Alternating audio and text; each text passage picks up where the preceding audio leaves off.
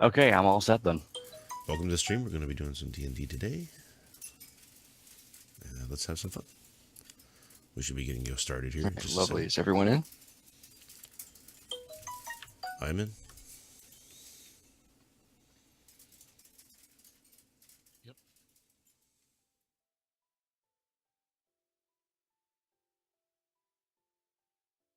All right, then let's get started. If one of you would be so kind as to reiterate for everybody what happened last time. Okay then. So last time we was that our first time? Was last time? Yeah, it was It the was first the time. It first was the time. first time. Okay, so that all happened in one session. So yes, we met up at a tavern, and after kind of figuring out how the system around here worked, we joined the Adventuring Guild, or the Guild as it's called, and we set out and did a job for an. I want to say he was an armorer, maybe a weaponsmith, something like that. He was a general purpose blacksmith. So he was a general purpose. Okay, I didn't know if he was specialized or not. I thought he was, but I guess not. Anyways, so then we we helped him out with a mission, basically just moving some stuff around. What would you call that? Transporting. Yes, transporting some goods is basically what happened. And so, that went off without a hitch, basically. It was all easy. And smooth sailing. And then he paid us, and we decided that, you know what, like we were like, this is the easy shit. We want the big jobs. We want the nice score. We're all pretty seasoned adventurers, kind of, not really. So we decided to ask if we could take a silver tier mission, which is like the next one up.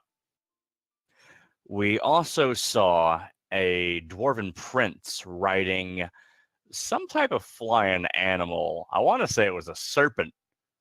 I think it was some type of lizard or something, right? Right, it was a flying snake. Flying snake. That's what I thought. So yeah, which was neat. And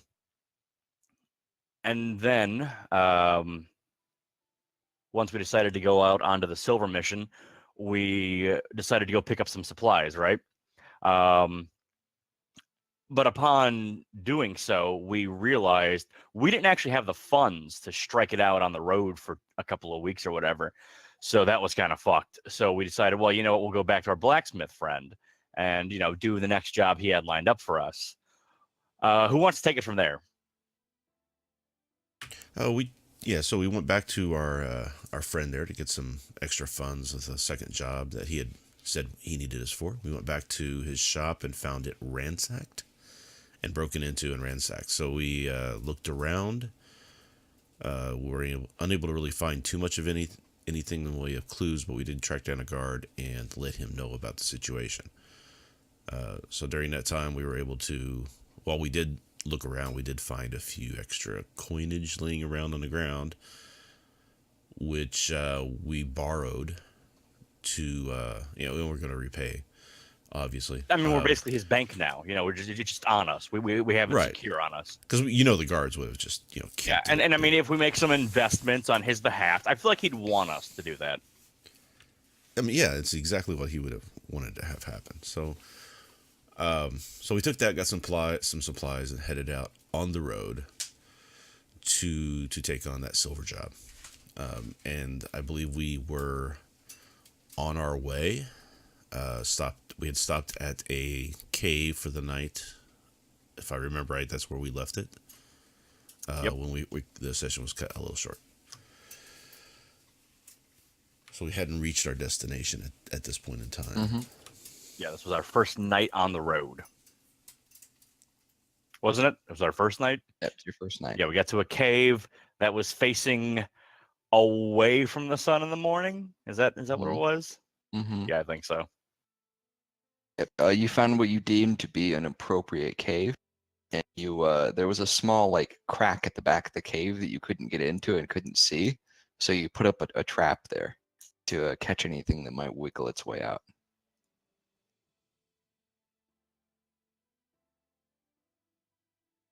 And I don't think that's it. I I don't think I put you through the night yet. So,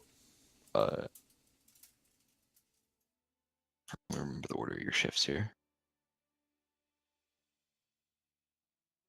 So on last shift, and who's on guard then? Grint Grommel is on his shift. It's Mhm. the last watch of the evening. And early on in your shift, you hear a clunking sound of your trap and a loud squealing. Okay. That's the only thing that happened during the watch. Well, did I not check the trap? Oh, yeah, you can check it. I would like to check said trap. You go and trap, and you find a 10-legged, What's ugly that? as hell. It's You a cut out sand there. lizard. A sand A lizard. Okay. 10-legged sand lizard, yes. Holy shit. Do It's, I know about 10-legged sand lizards? Can I do a do. nature roll? You do. You already know about these because these are pretty common okay. where you live. Okay. They're pretty much pests. You basically just caught a raccoon. Okay, gotcha. It's venomous and it's squeaking at you angrily. Okay. Well, if they're venomous pests, then I'm gonna put it out of its misery with a hammer to the head. Or an axe. Yeah, I have an axe. The axe to the head. You pull the lid of the trap aside and quickly just crush the lizard. No questions. It didn't have anywhere to go. You crush Good. the head of the lizard, and now you have a lizard corpse. You know that these are edible, so you could make food out of this if you want. I'm not gonna try and eat no venomous lizard though. That's not happening for me. We got rations. I feel fine. Just toss it to the side. Yeah, you toss the venomous lizard a safe distance out of your little cave where you don't think any predators are going to come find it, and you go back to sleep. Okay. Let me see if your trap is salvageable.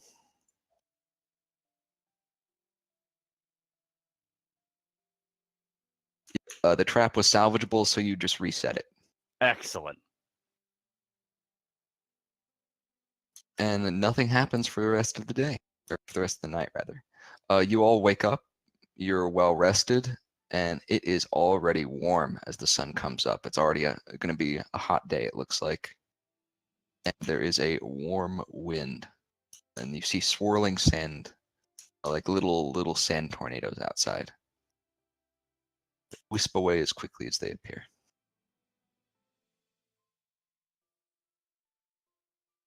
So, I kind of miss not getting weather reports, to be honest with you. tell me about it, right? Yeah. So I guess we just want to pack our stuff up and start heading because, and I'm just wondering, would it make more sense? And I'm thinking about this. Would it make more sense for us to travel at night as opposed to during the day, or? I feel like it would 'cause be the more heat? dangerous at night. I mean, it sounds like we've been around this desert area long enough that we're accustomed to it. I imagine. So yeah, no, I think Yeah. traveling during the day is definitely the way to go.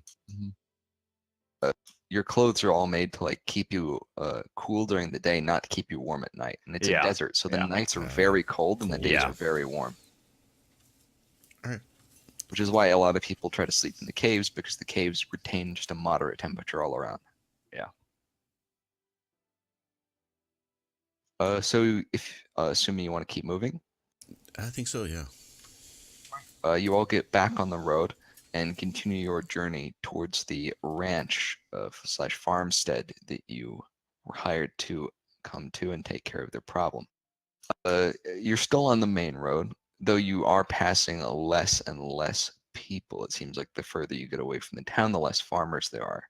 Nobody really wants to farm out in the middle of inconsistent sand dunes. It seems like they're mostly keeping along the river that flows next to the city. You're a decent ways away from that now, so it's mostly just dunes now. Not an awful lot of farming to be done out here. But we are going to a farm, right? Sorry, you cut out there. What did you say? We are going to a farm. I remember? Yes, Or you got ranch. hired. Right. You got hired by a farmer called the Greenport to get rid of some kobolds that have been killing his livestock. Right, that's what it was. Okay. So let's head on out. We have general directions and everything else, so we know where we're going, right? You have general directions, though. You don't know exactly where. You're gonna have to leave. You're gonna have to leave the trail after another day or two. Let's leave the main road. Right. So, okay, we'll head on out. You begin your journey. On the road again.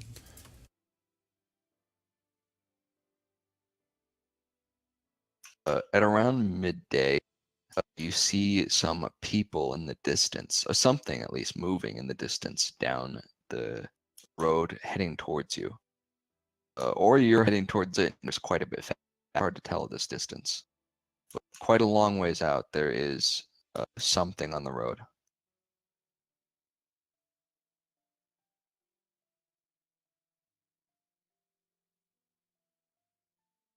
All right, so I'll try to do a perception check, see if I can figure out a little bit more information.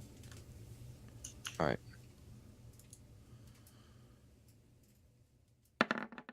You stop for a moment and you kind of use your hand to shield the sun out of your eyes to try to get a closer look. It looks like some kind of caravan, maybe. Though it seems like they're heading away from you. It seems like you're just walking a little bit faster than they are, so you'll catch them eventually. You just keep going. All right. Well, we'll just keep an eye out and make sure that as we approach them, you know, if we get any too much closer, we're just gonna be careful and cautious of that. All right.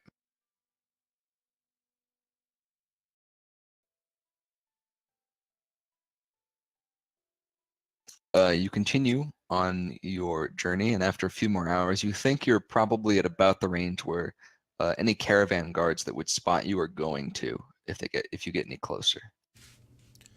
Do we want to? So I'll just talk to my compatriots here. Do we want to try to go around them or skirt them, or do you think we should try to meet up with them and travel with them? We might need directions, so we should probably see if they know where we are going and if they can give us directions. Yeah, I agree with this wholeheartedly. So my vote goes to approach them if possible.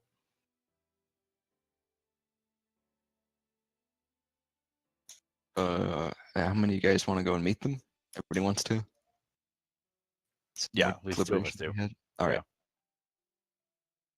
You all pick up your pace a little bit and approach the caravan. The guards don't really seem to mind you at all. It's a pretty well-guarded caravan. They're all on foot.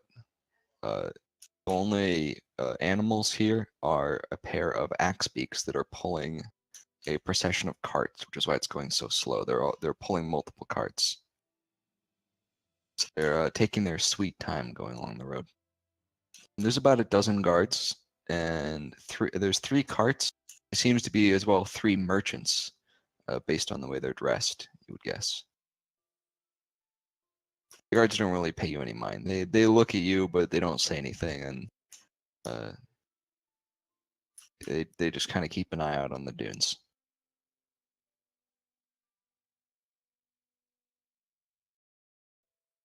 All right, were you wanting to get directions then? We could. We'd have to figure out who's in charge though, because well, maybe the guards do know where they're going. Yeah, well, I we guess. should probably approach the guards too, so that they're. Yeah, like just ask them where they're. Although, like, I'm afraid they're gonna get like suspicious of us. But like, why the fuck you need to go where we're going, huh? What's that all about? No, it's not. Let's not ask them where they're going. Let's just say, hey, we're going to X and X place. Are we on the right path? You know a better, Do you know? I mean, how to get what us do we there? know That way- about where we're going? We know we're going to a farm, right? Right. Mhm. We know the name too, right? That we're going to. Oh God, Yes. do we? What is it? Do I have that? I don't think. What is it? The person that hired you is called a Greenport. Yeah, Greenport. I have that written down. Your instructions basically came as like move this many miles outside of the city, and then make a turn at this angle and go X miles in that direction. So it's Okay. pretty rough directions. I see. I guess they really don't want this job done all that well, apparently. So yeah, if that's the case, then I would like to try and like keep stride with one of the guards and ask him if he knows where the Greenport farm is. You run up to one of the guards. Well, don't really run. You kind of jog up beside one of the guards and strike up a conversation. Mhm. And he talks to you. He's, yeah. What do you want? I say, you wouldn't happen to know if we're close to the Greenport farm, would you? I'm afraid I don't. I don't really live here. You might want to try talking to one of the merchants. They seem to Okay. know the area. All right, then where are the merchants at? Because I'm making an assumption the merchants aren't on foot. They'd be one of the guys riding an animal or inside of a whatever you call it, a Correct or carriage. not? They're in the back of the caravan, sitting Okay. in the final cart. It's covered, and Okay. they're sitting back there drinking, and it looks like playing cards or some kind of game. Mm-hmm. Okay. I thank him for the information, and then I begin to slow my pace so I can make my way to the back. You slow up, and eventually you are standing. Well, not standing so much as slowly walking besides the final cart in this procession. Okay, and then once I have reached the cart or whatever it is, they're gonna be dicks. I know they're gonna be dicks. I like wave and I ask and I say hello to the merchants. Is what I do. I say hey, give them a greeting. Their conversation that they had going inside goes silent, and one of them peers over the edge of the cart. Oh, hello. How are you? Jeez. He's using the prick voice. It's like you knew it was coming. Yeah. I say hello there. You wouldn't happen to be familiar with these parts, would you? I might. I say, we're looking for the Greenport farm. Do you know which direction it's in? At the Greenports. Do you know what their livestock is? I may know them by their trade, but not by their name. Fuck. I'm trying to think because I remember we had to go out to their farm because something was killing their livestock. It was Right. kobold or something, right? Yeah, kobolds were killing livestock, but I don't know if it ever detailed what the livestock was. So do we have the letter from the mission on us? Do you know that? You do bring it with you. Okay. Upon reading it, do I know what they do? You do not know exactly what they farm. No. Shit.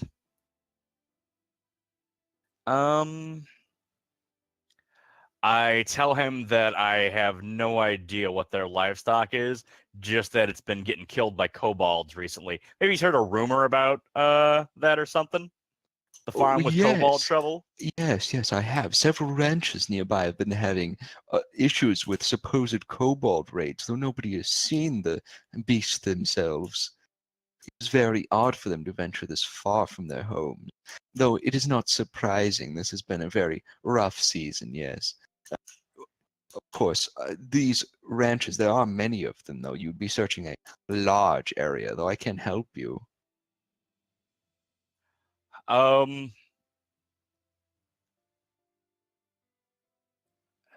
Should we just follow what the fucking letter says then, and just keep the pace? Because I don't know. This might get us off in a bad direction.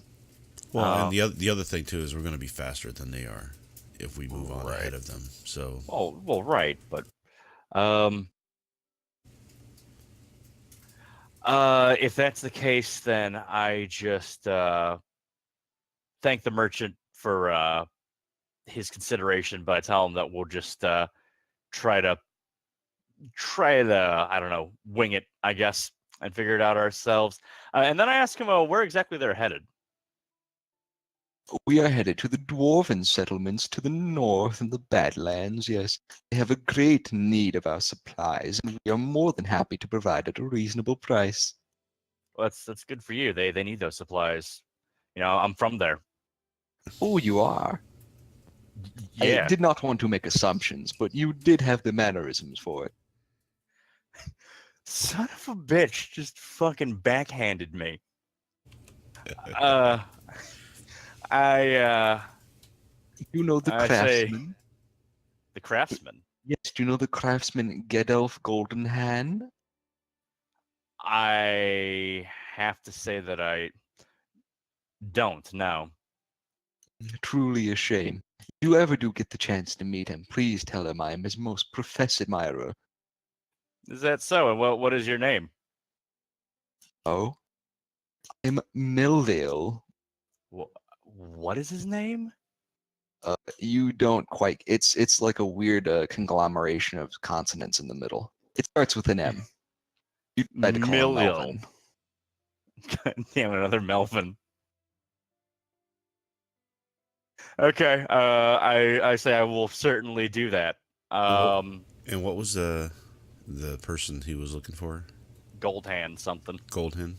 Okay. Just want to write it down.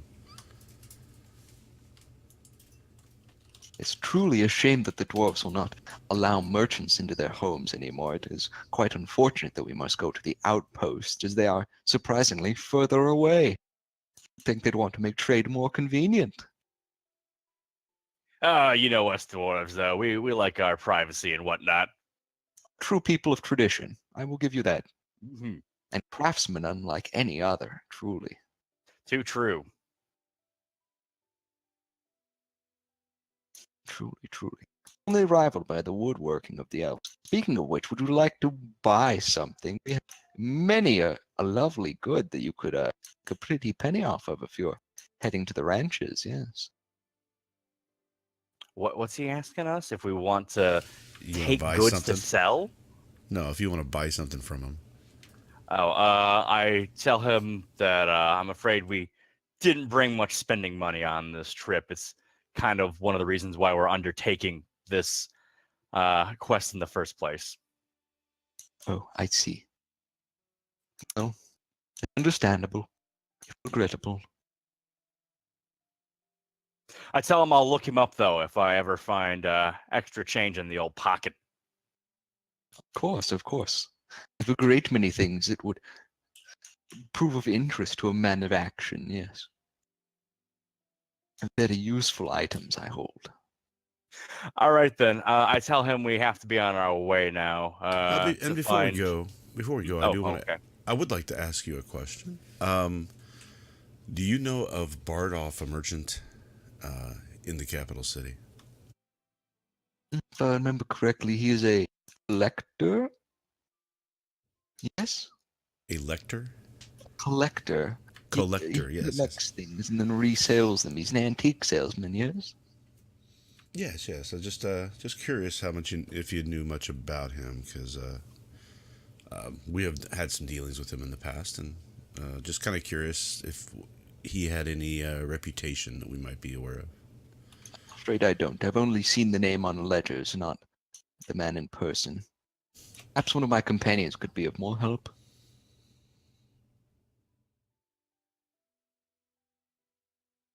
Okay. Could you ask one of your companions, or do you want us to approach them and ask them ourselves? Please climb in. Climb in. Oh, okay. And, Yeah. and while you're climbing up, I like nudge you. I'm like, ask about the green ports. Maybe one of them knows. Okay. So I'll climb in and sit down with the other gentleman and strike up a conversation to see if we can find out a little bit more about Bardolph and the Greenport. All right. There are two other merchants here, and they're playing a weird game with these tokens. Do you actually care about the game at all? Just a little bit of fluff. We could have a little fluff. I don't mind. All right. So it's a game where there's a bunch of different tiles, basically, with different markings on them, and they have to basically guess the other person's tiles, sort of like a guessing game, like a remember, like match the two sides kind of thing. But you're also playing against the other person's tiles, and they get a chance to swap them when you're not looking. Okay. So it's a little bit of like a weird match the pairs game. There are two other merchants here. One is a stately looking dwarf with a wizened beard, lots of jewelry. And the other one is a fellow in a plain robe with a large, wide-brimmed hat and a pale complexion. They don't seem to really be paying you much mind yet. Okay. They're just poker facing each other. All right. I really, to be honest with you, I thought you were going to go down the Gwent path, but this sounds like an interesting game too. It's the patrician game. So I will say, I don't want to interrupt too much what you're doing. I just had a quick question from the two of you, if you don't mind answering a couple questions.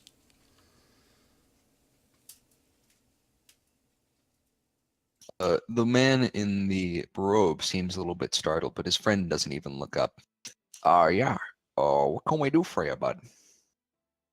Hey, so I gotta. We're trying to get to this place called Greenport. We're just kind of curious if you might know the best path to get there. If we're headed, I think we're heading the right direction, but if you had some more specific directions on how to get there, it'd really help us out a lot. Oh yeah, the Greenport Ranch. They're rock snail herders, I think. Yeah. They're pretty. You head up the road a little ways, and then you just cut to the sun for a few miles, and you'll hit it no issue. It's a pretty big ranch. You'll spot it when you see it. Right. So, on will we make the turn at? Is there anything in any markings or anything we could use as a guide to tell us when to make that turn? They used to have a sign, but with all the dust storms recently, I don't know if it's still really, visible. They've been having some issues out here with dust storms recently, really wreaking havoc on the snails. That sounds terrible. No, I appreciate that though. Also, do you know anything about a merchant in the capital city named of Bardolph? He's a collector of sorts.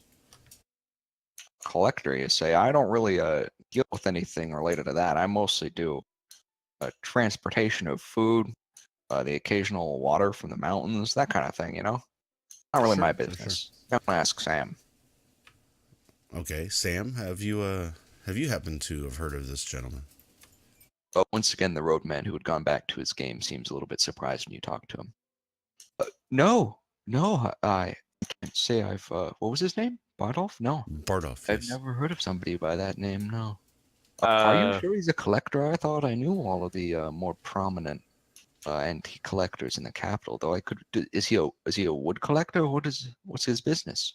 I think he collects kind of more obscure things.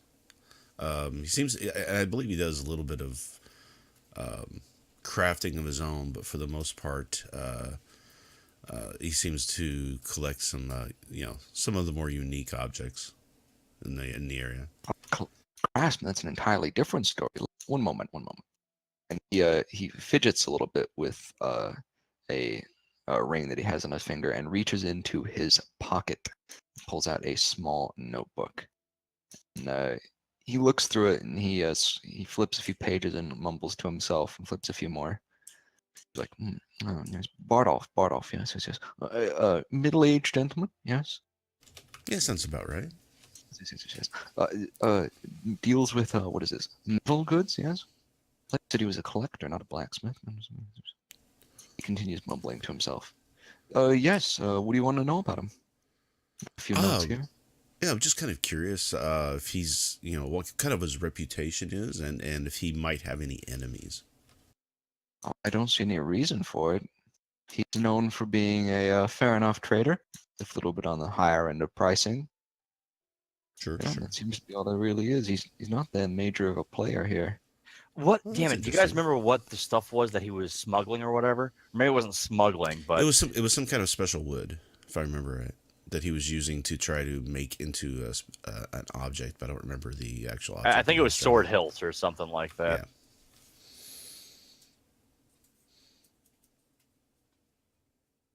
Oh, man, I wish I could remember what the hell he had in those crates, because then we could ask them about it and be like, would just how valued is this stuff? Because that's probably what put a target on his back. Wasn't it bones that the dwarves had Oh, it mined? was bones. That Yes, it was was. it bones? Yes, it was Yeah, bones. yeah. What? So yeah, Yeah. just to ask, I'll just ask Sam. Well, we had had some interactions with him recently, and I think he was working with some special ancient bones of sorts to make into sword hilts for weapons. That's my recollection. I may be wrong about that, but we were just curious if that was something that was a normal thing or more of a high priced specialty thing that somebody may have wanted to possibly steal from him. It's a high risk business indeed. Yes, the nobles, they love their bone and wood carvings, especially when it comes to swords. A wood hilted sword, a good one, that'll fetch you a beautiful price in the city. Though it's odd that he would choose to go into that business. It's very, very risky. Would he be looking for some quick money? Do you know? And he's Yeah. preparing to jot down some notes of his own. Yeah, not sure if it was, if he was just looking for quick money or if he just had a specific buyer that was really highly motivated and approached him for it. Yes, of course, that makes sense. Yes. He's scribbling down his book. Well, did you have anything else you wanted to know? No, I mean, if you have any more information about him, like maybe some like family history or any other issues that he may have had in the past. I'm just kind of afraid curious if he had I'm any enemies or anything like that. I'm a To be more honest with you. mobile trader. You So- might be better off asking the merchants. So at this The point, city I itself. can I hear this conversation from where I am? Yeah, you guys are all sitting in there. I just yell up, mingling. tell him he's gone missing. Like the guy's gone. We're looking for him. Missing? Well, missing? Yes. Yeah, that's kind of Oh, what I was just kind dreadful. of try to figure out if you might have some information on what who might have been looking for him. If he that's why I was kind of curious if he had any enemies or if it's more related to the business he was in at that present time. Well, I don't know. I would have gone missing. That sounds absolutely dreadful. Yes, it's real strange. He just he was we were trying to meet with him one day and he was just gone. His place was just ransacked. It was really disturbing. Well, I don't know of any reason that he would be targeted. I'm afraid this is well beyond my purview. I'm just a traveling merchant. Sure, You'd be better off asking somebody who's more accustomed to the city, to be fair. Oh yeah, I understand that. And I appreciate the help that you have given us, the answers you've provided. It was just kind of a curiosity of mine.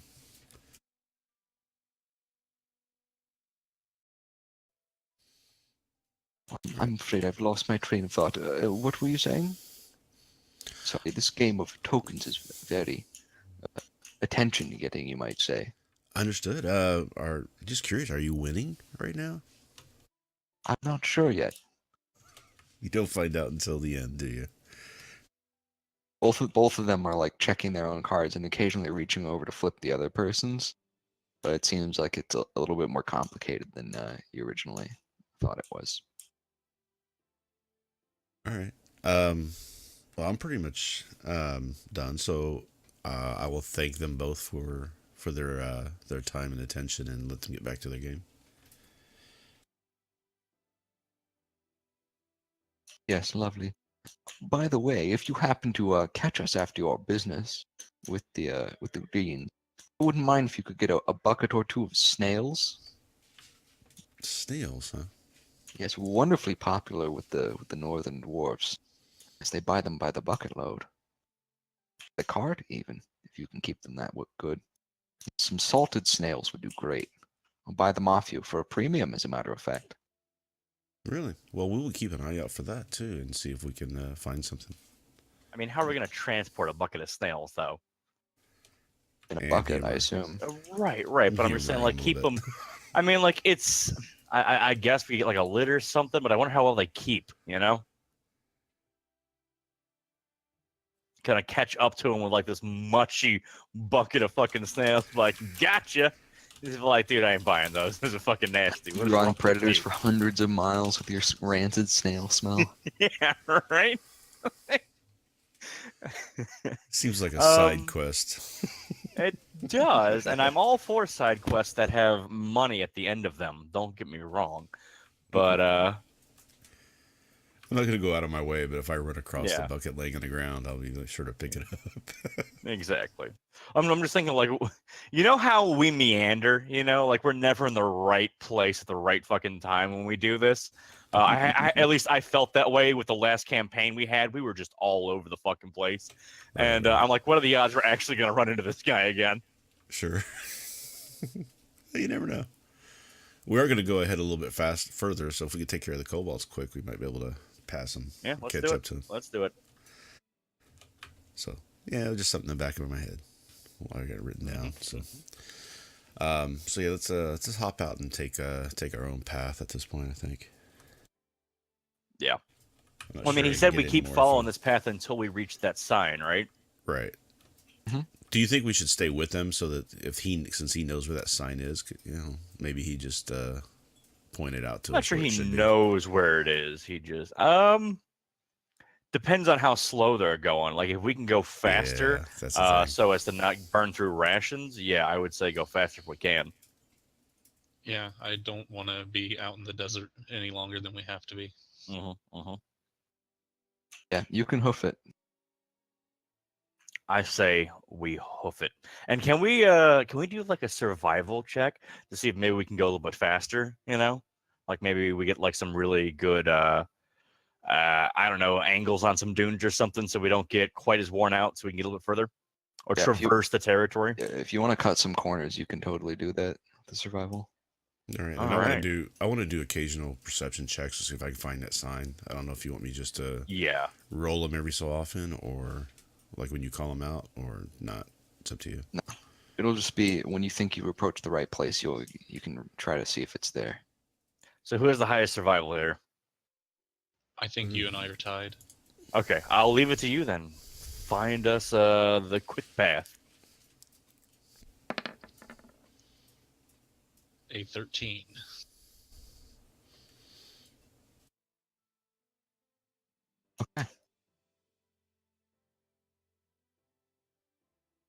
You think it's a little bit better than it would be otherwise, but it's hard to completely tell because your progress is still fairly slow.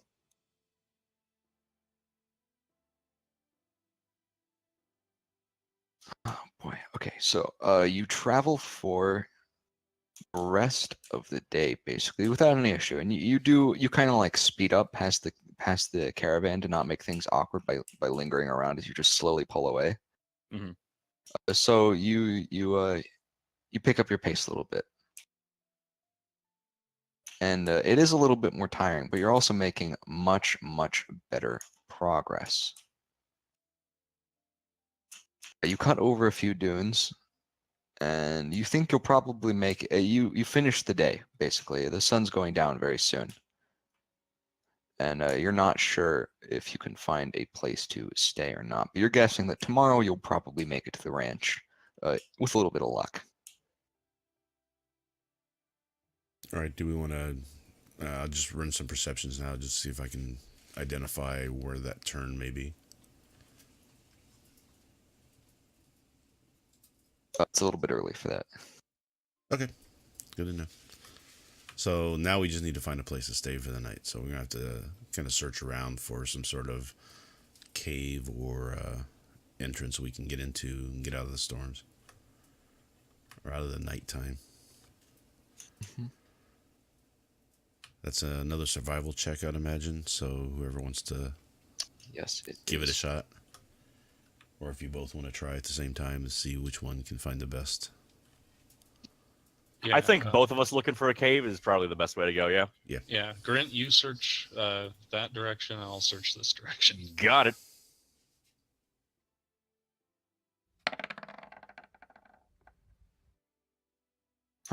You both split up to go and search.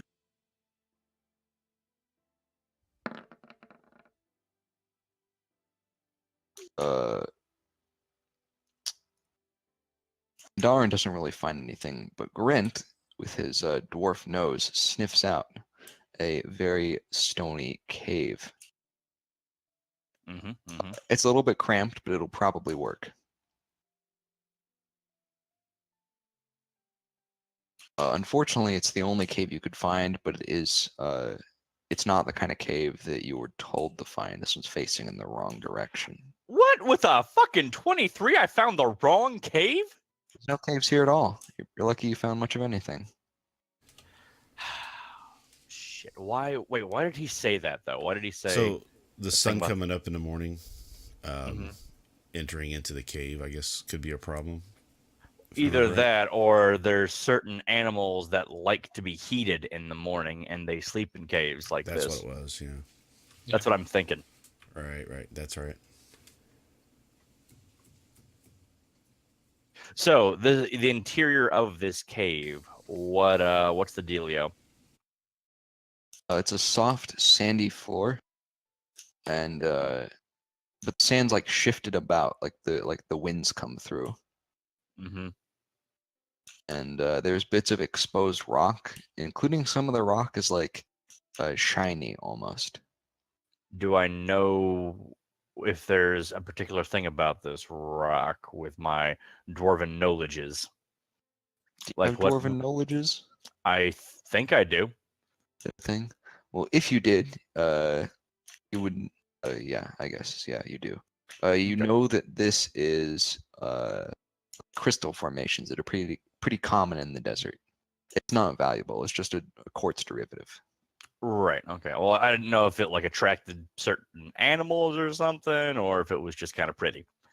It's just kind of pretty. Gotcha. I can't like use it in any way though. No, not unless you feel like making like a fake stone tabletop, you know? Yeah, I'm gonna pass on that. Maybe when we get back to town, you know, maybe I'll open up the old tabletop shop again. Of course. As for now though, I would kind of like to. You said there's a soft, sandy bottom to this cave. It's like a sandy loam. If I start digging a little bit around there, what happens? Like, do I reach hard ground or? You have to try. I want to start Start digging a little digging? bit. Yeah. You start digging around a little bit, and very apparently, you realize that that's probably not a good idea, because something in the back of the cave, there's like, as you like stab down into the pile of sand with your shovel, Yeah. something else in the back of the cave, like a pile of sand, flops up into the air and then goes back down. I fucking knew it. There's something in here. This is bad news, bears. So, what do we do, boys? Are we sleeping outside, or are we gonna kill this fucking cave monster?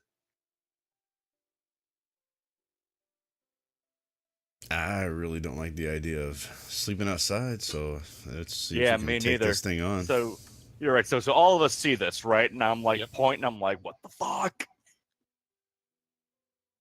So let's think about how we want to do this. So you said it was towards the back of the cave. Was it like along the wall? No, it was not along the wall. It was in a large flat section of dune. Wait, how big is this fucking cave? I thought you said it was smaller. It is smaller, but it's mostly like really flat. It's a really flat cave. You have to crouch down when you're in it, but it's really wide. Okay. It might make fighting a little rough here. That's what I was thinking as well. We've got rope, don't we? Yeah, you can always hang yourself so the worst comes to worst. No, that's not what I'm thinking. Okay. I would like to. Is there a rock nearby? I'd like to grab a piece of rock. Okay.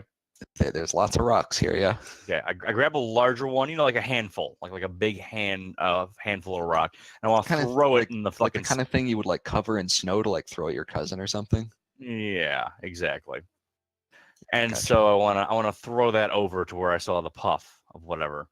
Okay. You throw it. It's a pretty smart move actually. And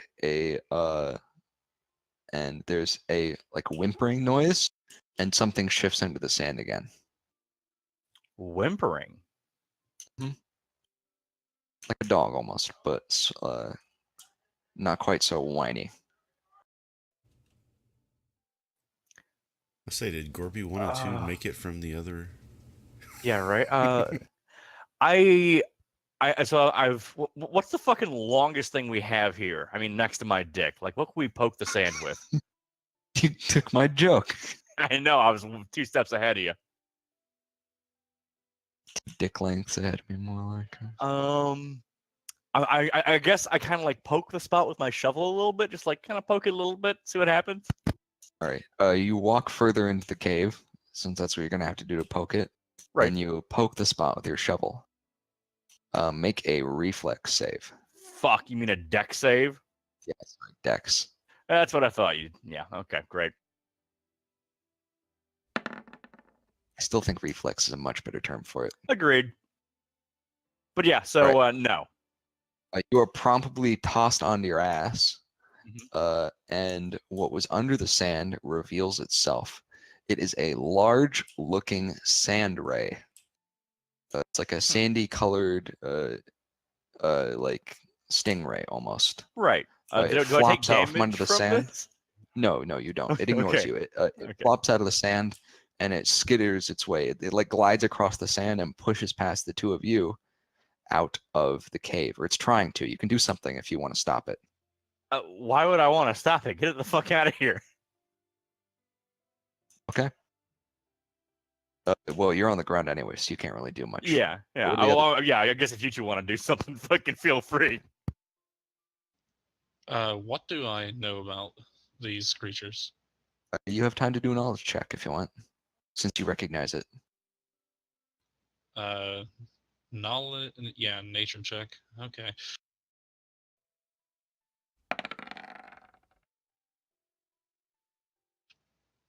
Okay, 17.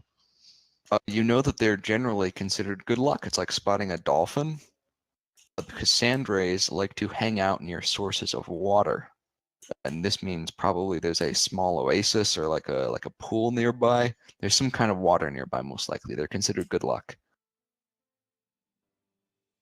Are they dangerous at all? Only if you back them into a corner. They're very, very, very venomous and poisonous. Oh my god. They'll sting you and pretty much instantly kill you, Oh my Like- god. like in a few Okay. minutes. How is that good luck? I Well, step most out people of don't its fuck way. with them. Yeah, you step out of the way of the ray, and it's not very big, so that alone gives it enough space to skitter its way out past you guys out onto the dunes. And it's out of there. As soon as it's out of the cave, it dips back under the dunes, and you don't see it. It's way too hard to track in the dark.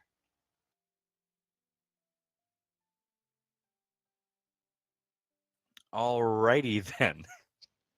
Well, Grint, do you think there's more of them? I start tapping around with the shovel as he's saying that. Like I'm already like, let's fucking find out. There are not any more as far as you can tell now. Okay. You give the cave a good search, you poke around with your shovel some more, and the sand is still. Okay. That's good. Okay, so sand rays are attracted to sources of water. Do you think that this cave could possibly be a streamlet or something flowing through here, Grint? Possibly, but it's more likely that there's an oasis or something nearby. I would like to do a little bit of digging, with the shovel, just kind of get down a little bit. If Okay. nothing else, since you said it's so like the ceiling's so low, like digging a little bit would make things a little bit roomier in here. You decide that you're gonna take a little bit of a shorter rest in favor of just doing some digging and Mhm. making your cave a little bit more homely. Yeah. And you decide. Does anybody else want to help, or are you doing the solo? What do you, I don't know. Up to them. Anybody I who think I wants to do some digging, just make a strength roll. Okay. All right, I can do that.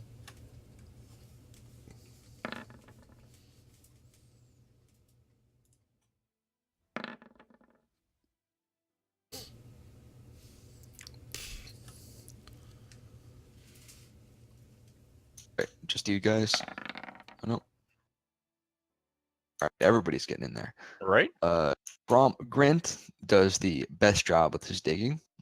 Seems he has quite a bit of practice at it. And he goes to the back of the cave and starts methodically digging away the walls the sand along the edge of the walls, and then pulling away the inside, so it's not just sand slipping into where he previously had some. Right. And eventually, a few feet down, you do hit not quite sand. It's more like a wet, loamy sand. I see.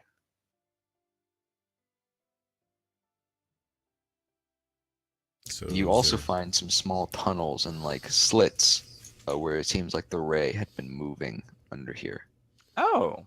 Okay. Somehow it like managed to harden the sand. It forms like a little wall of sandstone around its tunnels. You're not sure how it does that. I It's not see. something that's in your nature knowledge. Fair enough. Or if they're like wasps where they like chew it up and regurgitate it into something. Good guess. What I was gonna say though is, did we find you said it was kind of like lumpy and wet. Is it because water? Like, was that where this is headed? Is that there was like water nearby or under the sand, I should say? There's moisture there. You're not sure if there's water yet or not. Okay. Either way, I'm not gonna exactly start digging for water, but that could tell us if that's the water the sand ray was after.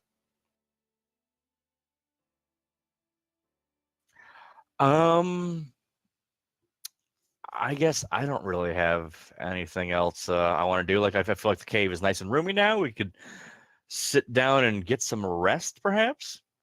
Mhm. I'm a little bit concerned about those tunnel things you were talking about, though. Like, how large are these tunnel things you're talking about? A little bit bigger than the ray. They're about 3 inches tall and about 3 feet wide. Shit, for real? Yeah. So more rays could come through there, is what you're telling me.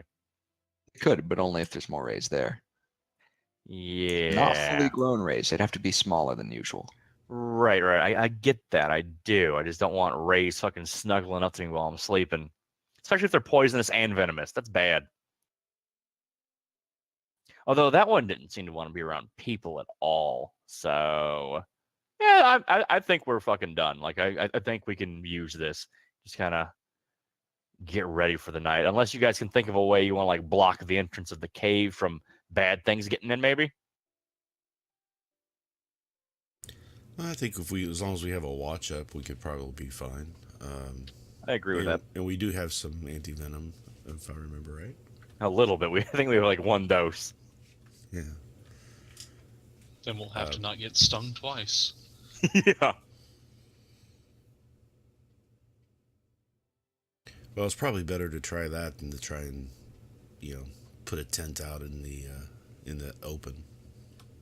Agreed. Yeah, absolutely. I say let's settle down for the night then. All right, I'll take the first watch. I'll take a second.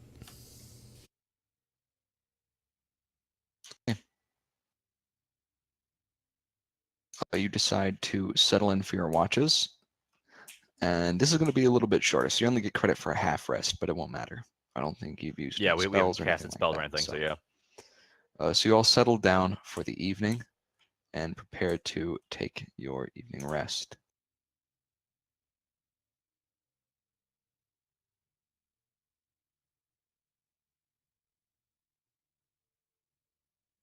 Nothing happens overnight, luckily. No more rays, at least none that you noticed, have appeared. And the night as a whole is quite uneventful.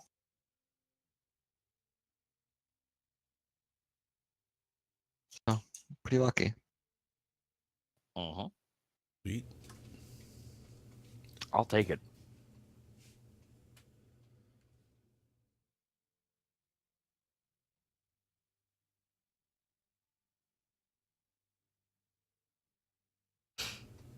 Okay. So we eat a little breakfast and head out, I would imagine. See if we can make it to the farm. Or the ranch. Or the sign or whatever. Because I thought he said it was going to take us a week to get out there, right? I don't know, because Riz said he thought we could make it to the ranch today. I guess we'll see.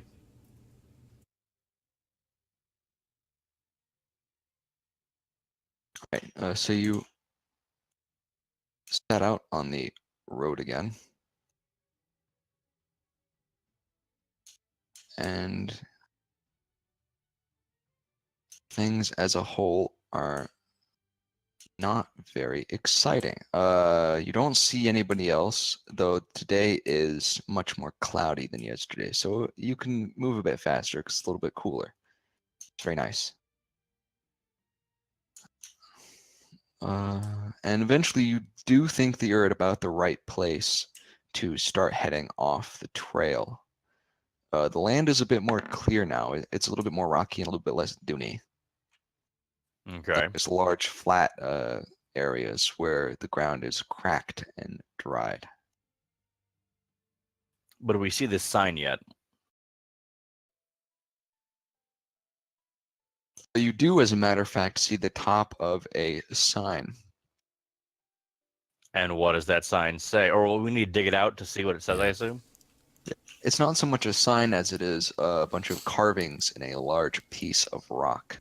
And you easily just brush away the sand. Kind of had sand piling up against it like a snowbank would. Right.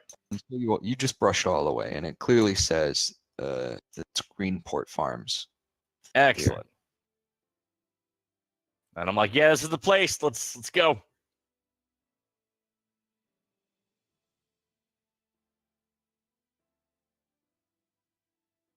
You all make your way off-road now, though it's not quite as bad off-road as it was before. It's much nicer. And you travel just along. Now that you're on this sort of off path, notice that there is actually a small path where people have been walking, where there's no real like foliage, and all the sand's kind of like kicked up and resettled. So you do recognize a path now. Is there anything you want to do?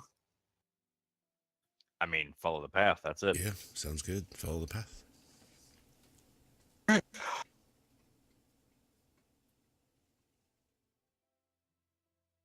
You just blindly follow this path.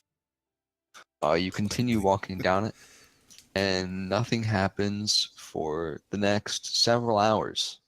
In fact, it's a little bit after lunchtime when one of you spots in the distance a sort like a house built into the side of a cliff. At least that's what you think it is. It's built into the side of the cliff of a large plateau. You can't really see anything on the plateau because you're too low. Is it like a mesa? Yeah, like a mesa. Okay. Do we think we can make it there before dark? Yeah, easily. Okay. I think we should head towards that then. Agreed. Yep. All right, you begin to make your way towards this homestead that you spotted in the distance.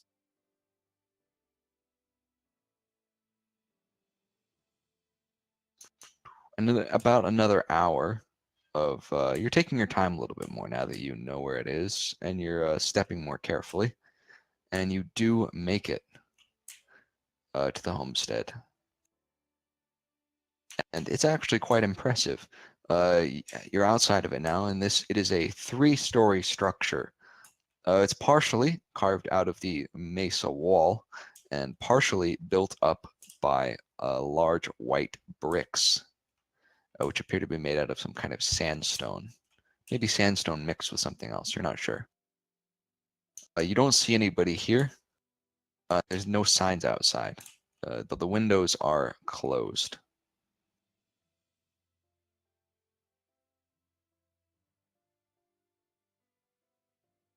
There is one door.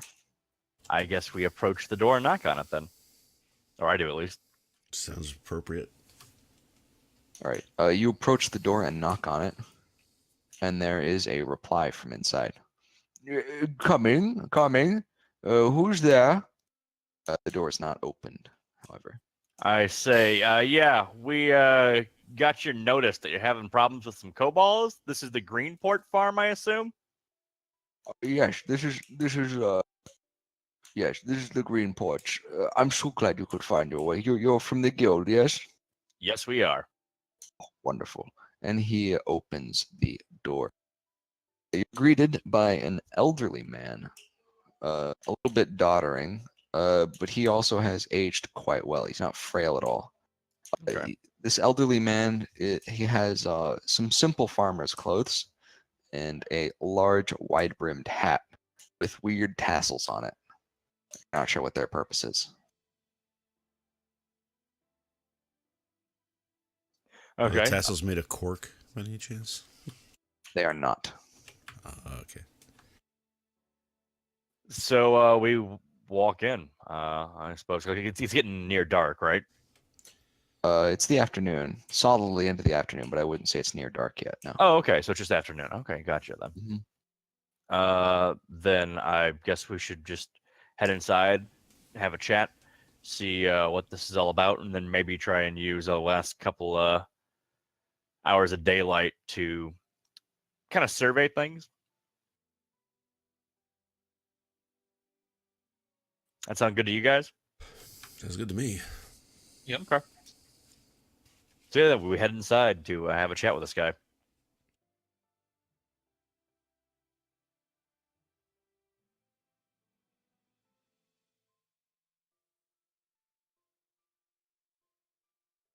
Right. You head inside to have a chat,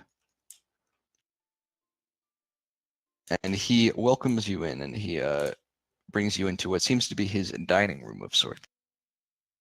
Right now, you're only staying on the first floor. And he walks you past his.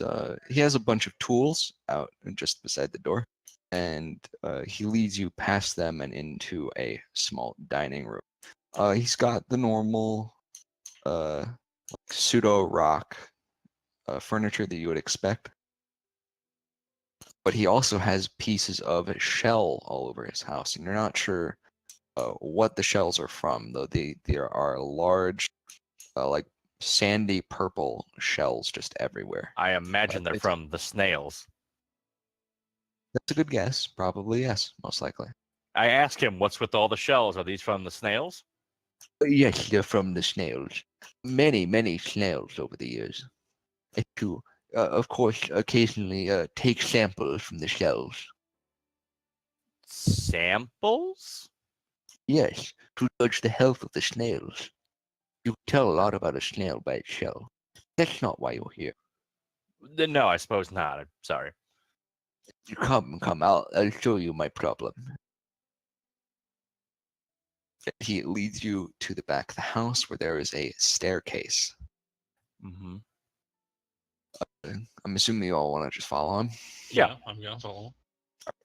You all follow him up this staircase. You go up and up and up several flights of stairs, and it eventually seems like the stairs are endless. But you do eventually make it out. You are on the top of the plateau.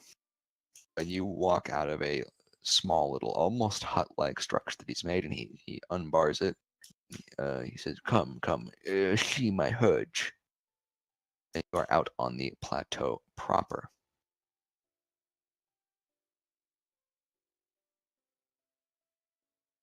Out on the plateau, you see hundreds of large snails.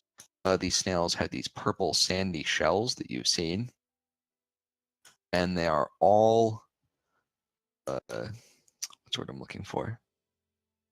They're all sort of grazing. They are not sure how snails graze. That seems to be what they're doing. Many of them are just standing around basking in the sun. And some of them appear to be eating this strange, almost lichen that's growing on top of the plateau. Mm-hmm. And I'll just How big are these snails? They're quite large. They're about twice your height.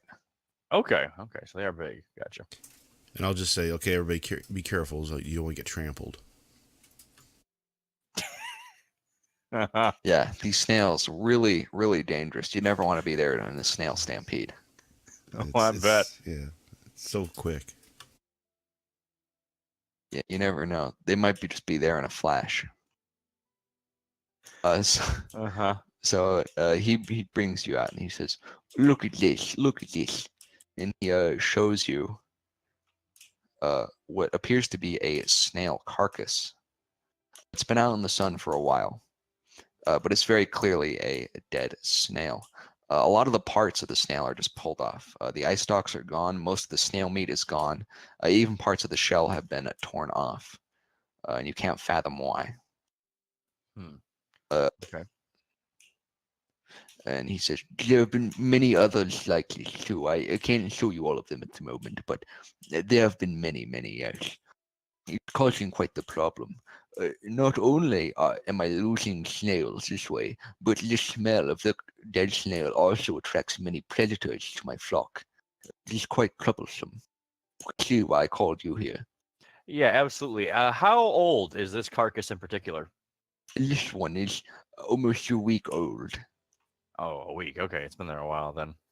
Yes, I've been losing Okay. snails for 2 months now.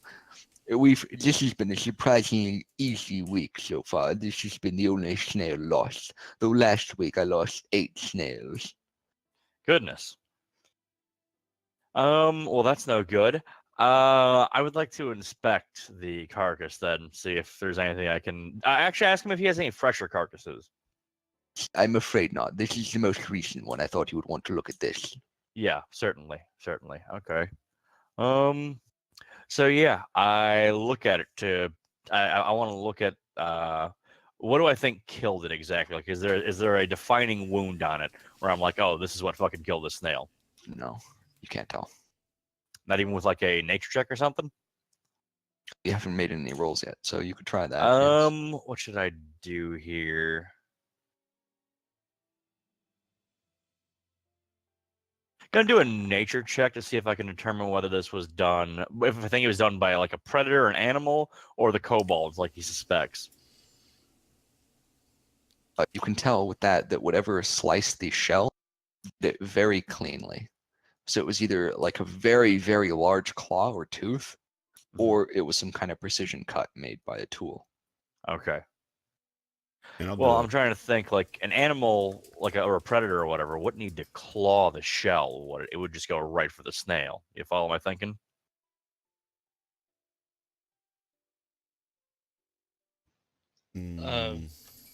I asked the rancher, what exactly makes you think that it's kobolds and not some other creature? I will show you. I found this. And he pulls out a small stone talisman from one of his belt pouches and hands it off to Grint. Okay, so I'm like rolling this over in my hands, and do I know what this is? Is this a talisman for kobolds? This is a quartz talisman. You don't really know enough about kobolds to know if it's one of theirs or not, but it very clearly has a piece of kobold bone inside of it. I see. Okay. Damnable kobolds. Haven't been harassing my flock in many years. And I'm gonna do a perception check too on the carcass, see if I can see anything out of the ordinary or something I wouldn't expect to see. Okay.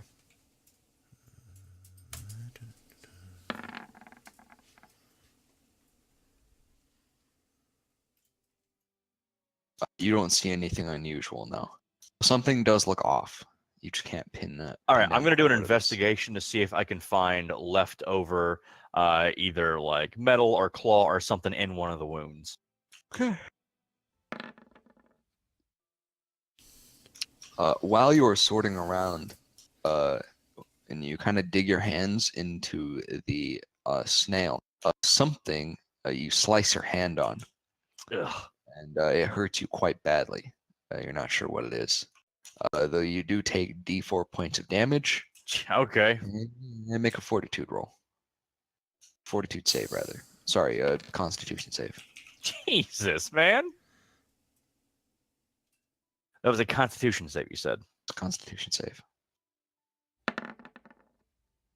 You are now poisoned. God damn it! Yeah. Every day at the start of the day, you take 1d8 poison damage. Well, Uh, I have this poison on me. Yeah, well, you have this poison on you. You can get rid of it if anytime you roll a 10 or higher on your Constitution save. So If I roll medicine here, does it help me at all? maybe, yeah. Be able to get rid of it. All right. Since it was such an early wound, you kind of like you sense that it's poison because your hand starts to tingle. Mhm. So you very quickly like Suck out the wrap your poison. hand around your wrist. Yeah, you basically just suck it out and you spit it out with your great Okay. dwarven constitution. You're Sounds good to me. kind of like, yeah, fuck that. I'm a dwarf. I don't deal with that. Okay then.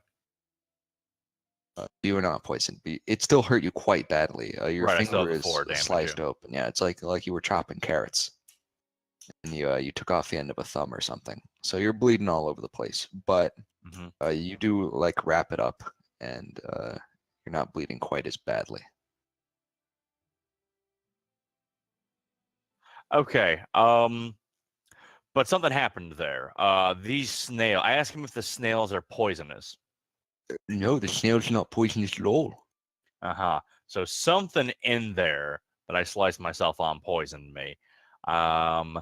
So Well, I'm sitting here like, you what? did stick your hand in a week old carcass. fair, absolutely fair. All the same, I still think we should try and dig out whatever the hell I cut my hand on, because it might be what we're looking for. So I'm gonna use shit. Yeah, I might as well. I'm gonna use cure wounds on myself to top myself up. All right, cure your wounds.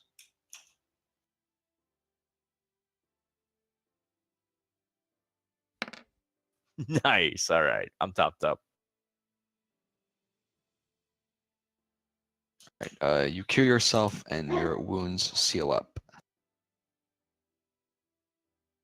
Okay, so let's say I would want to dig in this thing to try and grab whatever the fuck. Just I don't have like there's nothing I could like try and reach in with to cover my hand. Is it like if I wrap some cloth around it or something? Would that help me at all? You could try that. Well, here, we could just use one of my short swords. It's a snail. They're basically made of jelly. True enough. You want to try and cut it out? That by all means. Okay. So what should I roll? Strength or something else to try to? Strength is appropriate, yeah. If you just want to hack your way through the snail and find what it is. Alternatively, you could also try to dex it if you want to like try to find it and wiggle it out. Well, dex sounds much better. But strength, I'll just try to make a big cut. Yeah. You take out a big old chunk of snail, and you use the sword to go searching through it. You just kind of hack the snail apart, and eventually you do find whatever it was. It's an arrow tip. It's made out of a black stone that you don't recognize. That's very, very sharp. It's also quite clearly poisoned. Mm-hmm. What kind of check would I use for? I'm trying to think. Would I just do an intelligence check to see if I know what type of stone it is then? Sure. Intelligence. Yeah, intelligence works for that.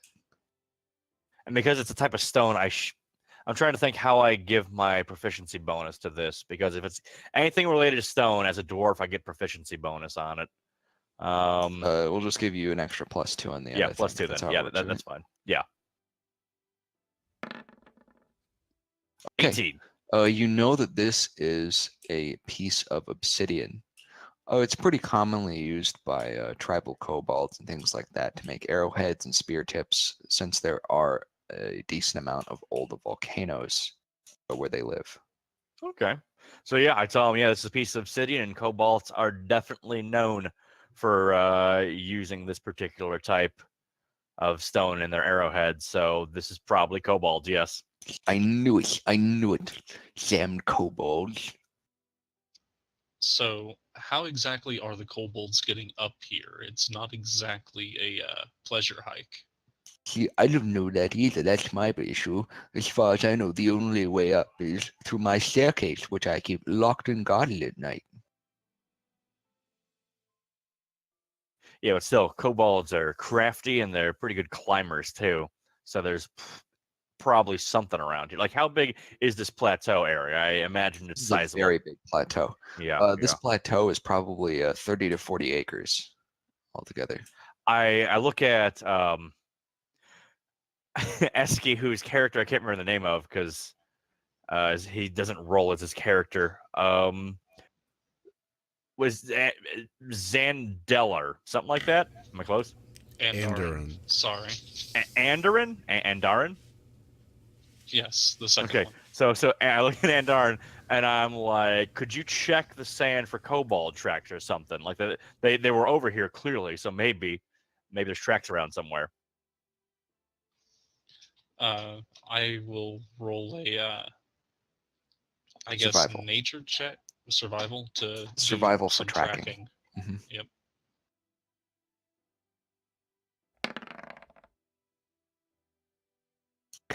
Unfortunately, Andaran is having no luck finding kobold tracks. Either they cover their tracks very well, or they didn't come directly to the snail Mhm. somehow. Though you seem to doubt that. Right. Well, there's so It's many also snail been tracks some that might have time. covered them up. Yeah, because they Yeah, move around exactly. so I mean, quick. it's Mhm. freaking sand and it's been here a week, so it would have to be. It had been a pretty good fucking roll, I guess, but it was worth a shot. Well, How else can we find these little bastards? perhaps we should do a check on the perimeter of the mesa here and see if there's anywhere that you think you see evidence of climbing. Right, and that's what I wanted to do, but again, this mesa is sizable, so this will take a while. Like, how long would it Well- take us to do that? I'd say 40 acres isn't Wouldn't- that huge. Yeah, it wouldn't take very long if all three of you are efficient about it. If that's You're the only deal, searching then, around the edge. then yeah, let's do that. Let's search around the edge for areas that we think would be conducive to climbing. All right. I assume you want to split up. Yes. All three of you split up and you begin to search. One of you heads to the far side of the plateau. One starts on the left. One starts on the right. And you guys all just kind of wrap your way around the side of the plateau. Clockwise. Yeah. Make some rolls. So we're making more survival. rolls? Perception or investigation, I guess. Right? If you feel is appropriate. I'm gonna do perception. Investigation will take longer.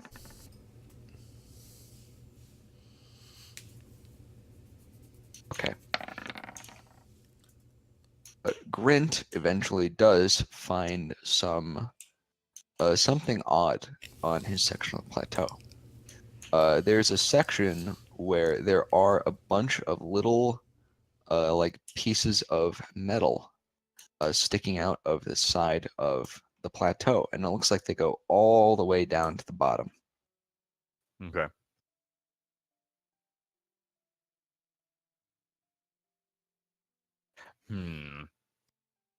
Okay, so I would like to call them over.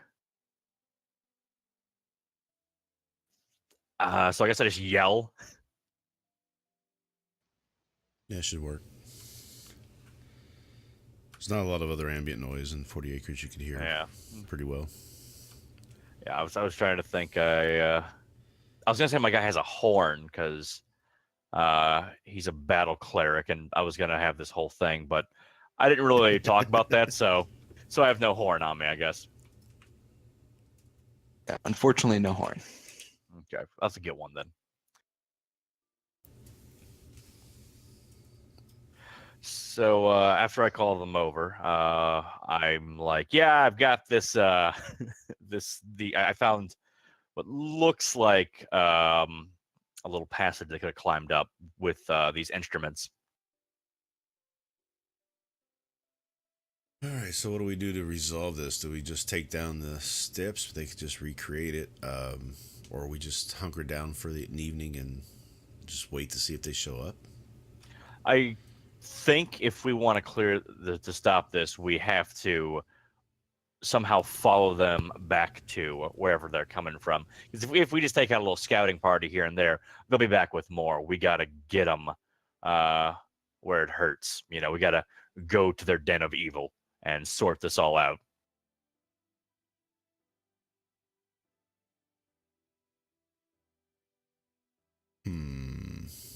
I mean, I follow that up with tomorrow. Like, we'll do this tomorrow. I think we should get a good rest tonight and then follow this up tomorrow morning.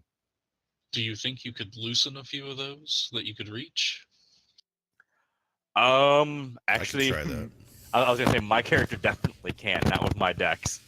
Right. I've got some good athletics, and we can try this out. Okay. Okay, well, make sure you tie yourself off with some rope so that you don't. Yeah, slide. so you tie. So we'll tie some rope to you. I'll hold it, or both of us will hold it, I guess. Right. Sure. Yeah. All right. So let's do that, and I'll roll for an athletics roll to see if I can wiggle out the top 2 or 3 of the spikes to see if we can just make it so they can't get up. Well, just loosen them so that if they try to so- climb Yeah, up they tonight, fall. Yeah, They it's fall, trap. yeah. It's clever. Okay. That's what I'll do.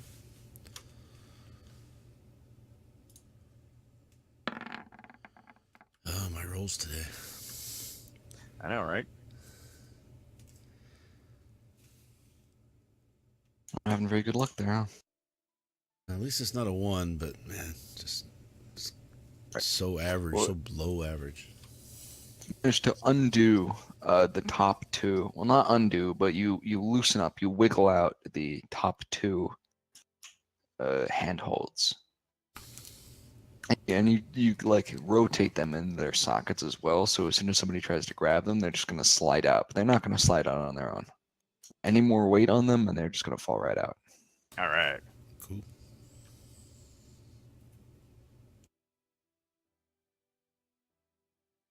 Okay. So having completed that, I say we have a little powwow, right? We talk about this, and I'll say, so yeah, we've done what we can here. Let's go tell the farmer what we found, and then strike out tomorrow.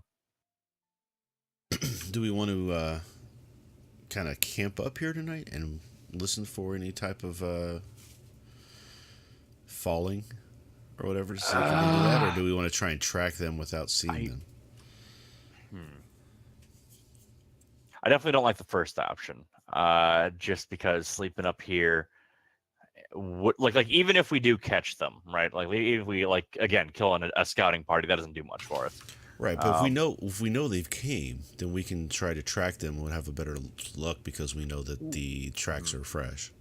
Right, but we'd be tracking them during the night without much rest.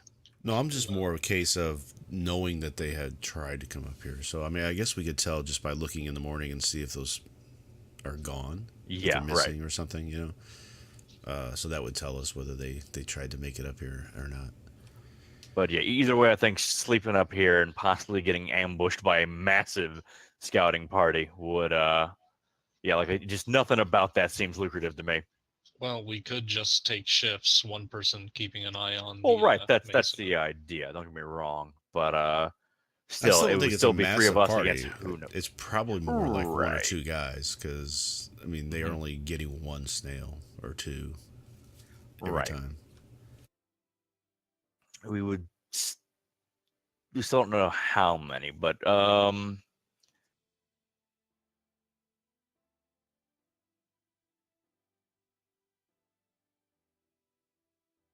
I mean, my main thought is just making sure that we know that an attack was attempted.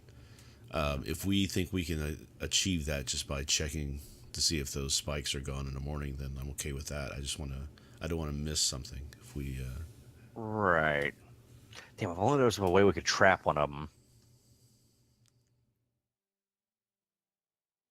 Tricksy dwarves is. Yeah, like I was actually thinking about asking the farmer if he had anything like that, but I just can't think of a reason why he would.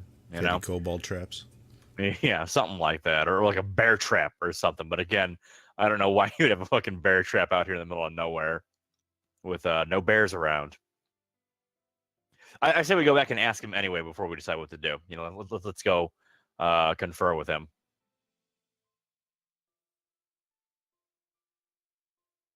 How's that sound? Sounds good. All right, then. So we head back towards the farmer to find him wherever he is in his house, wherever. You head back towards the little hut that was out, and as you do, you see the farmer wheeling out some kind of a large fruit, vegetable. You're not sure what the hell it is, and he whistles, and all of a sudden, all the snails begin sprinting towards him. It takes them a few minutes, but eventually they get there. Okay. He wheels out this large, almost pineapple-looking plant. And all of the snails they begin ripping chunks off and then leaving.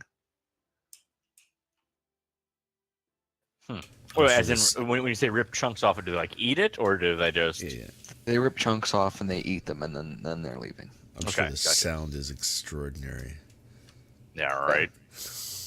Slurpings, like just can't think of Just it. stop. What is wrong with you, boy? Good God. Our characters have to live this. No, I get Say that. it's almost deadly silent. Hmm. Okay, so As if one wrong have- move could put them into a frenzy. You want to get caught up in a stampede? I'm serious.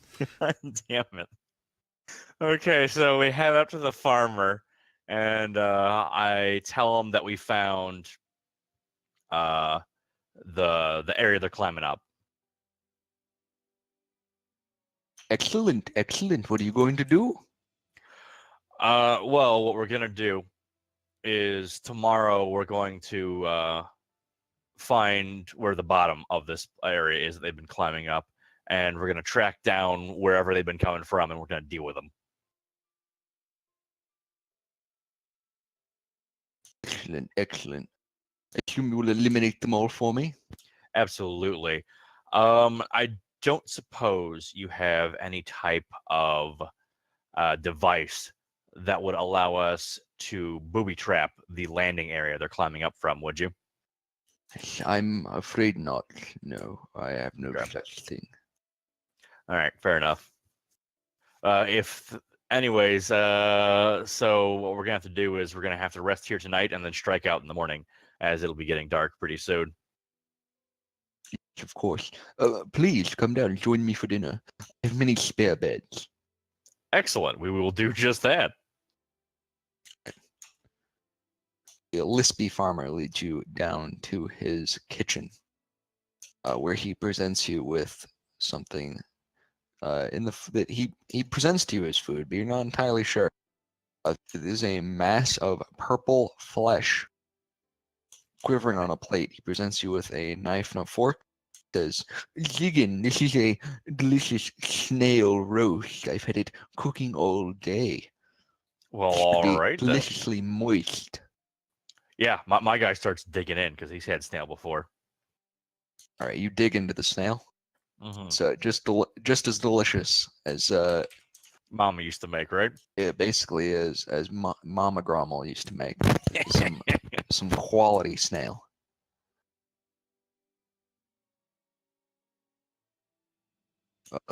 He's also eating his snail. I will eat mine as well. Well, yeah, it's part of a balanced diet. All right, you will dig into your snails, and it's pretty good actually. The texture isn't great, but the snail itself tastes wonderful. Mm-hmm. It's a not a very fatty meat, but it's like elk if you've ever had elk. It's good stuff. It's a lot tougher than you'd expect from a snail. Yeah, seriously. And after dinner, he shows you all some empty rooms that he has prepared. Not so much prepared as they're just empty. I can't imagine you get many guests out this way. Aside from the occasional merchants, no, not many guests. So I asked him, you've only been doing this for a couple of months, you said?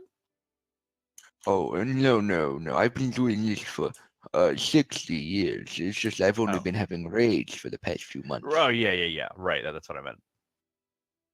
We had lots of issues with kobolds 40 years ago. In fact, when they were pushed out this far south by the dwarves, yes.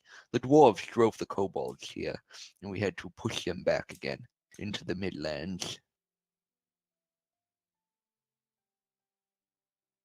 Quite the issue, if I do say so. I see, but you haven't had issues in nearly 40 years, and now they just popped up again. Yes, not in a very long time. Well, we had occasional attempts by the kobolds to come, but no real raids, nothing this long.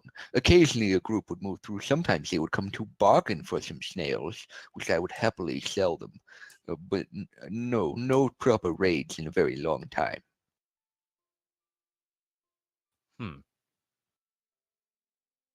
I I suppose you might not know, but I'm just going to ask anyways. What do you think caused this group? Did you think they just moved in and decided to start cutting up your snails for food? I see no other reason. They are quite barbaric. Probably saw easy pickings and went for it. All right then. All right. Well, I have no reservations about this. Then we will go get them tomorrow. Excellent, excellent. So yeah, I turn in for the night. I'm done. Yeah, I'm hitting some sleep too. Be ready for traffic in the morning. I head to bed as well. All right, you all turn in for the evening.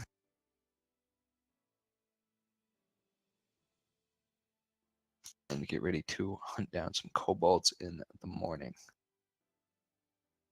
Nothing really happens during the night. You don't hear anything. The old man reads for a while, but then you see his light go off as well down the hall. All in all, it's pretty quiet. The house is kept nice and warm. You're not sure how since you didn't see any fireplace, but it's nice and toasty. It's pretty comfortable. First good sleep in a while. Good.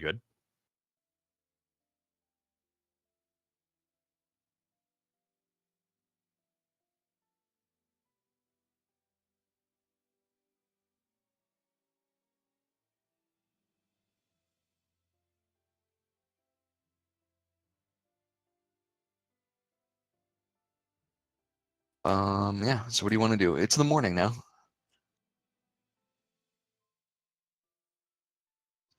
Well, the first thing I think we should do is check to see if our little trap was sprung in the night. The first thing all of you do is tromp up the stairs and make your way out of the unbarred little cabin at the top. And the old man is already out here tending his snails. Right now, he's petting one of them. He's stroking the snail eye stalks. They're not really eye stalks. They're just like the snail things they use to sense.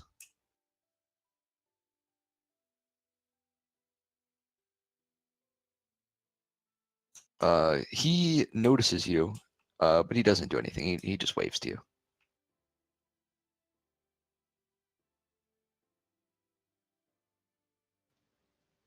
Okay. Well, I head to the area that the climbing pittons were in the rock face. What do I see when I get there? All right, you get there, and it looks like one of the handholds that you loosen up has indeed fallen. There is something at the bottom that you can't tell what it is because of the distance. It's just a little speck down there. Though it looks like your trap probably worked. All right. Well, looks like we might have got one, guys. We should head down there. I mean, how are we gonna head down exactly? How far down does it look? It's quite a ways down. It's a few hundred feet. Do we have enough rope to make that? I don't plan Not on sure, do you? going down the face of the cliff, my friend. Yeah. Oh, you want to walk around? You mean? How long would it take us to walk around there? Not very long. Then let's do that. Let's walk down. Go down and the walk stairs. around. It takes a few minutes, and then you walk around. Got it. Yeah. Okay. I didn't know if that was an option or not.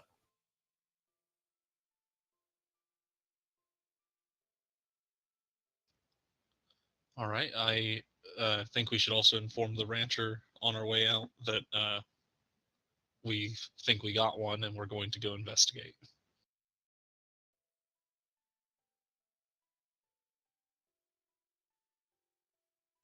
You swing by and you tell the rancher that you think you've got one, and he congratulates you, and you continue on your way.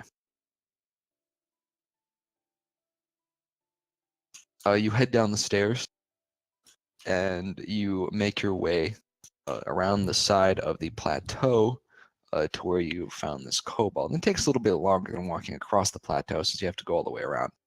But you do eventually come to the spot. There is indeed a kobold down here at the bottom, and he is currently being gnawed on by several of those 10-legged lizards that you saw before. That's nasty. One of them, the lizards spot you, and one of them quickly slurps down his eyeball and runs off. Waste not, want not. So, Okay. is there anything that we can tell about the direction that the others would have come here? Yes, you don't even have to search very hard for their tracks. There is a large group of kobold tracks. It looks like they were careful and methodical coming here, only one or two sets of tracks. But then you can see that there was a much larger group of kobolds running away. Okay. They seem to be in quite the hurry as they ran for it. Do you guys think that they panicked when their first guy fell, or what? Maybe. It makes sense. Are there any other tracks in the area other than the kobold tracks? There's the lizards that have scurried under some rocks, and one of them's peeking at you from a sunbathing spot, but that's about it. Okay. Yeah, if there's nothing, so I'm guessing nothing else scared them off. So, yeah, I guess one of their dudes fell, and so they just legged it. I said we follow the tracks. Can I estimate how many are in this group of kobolds? Yeah, you can roll a survival and try to eyeball it, yeah.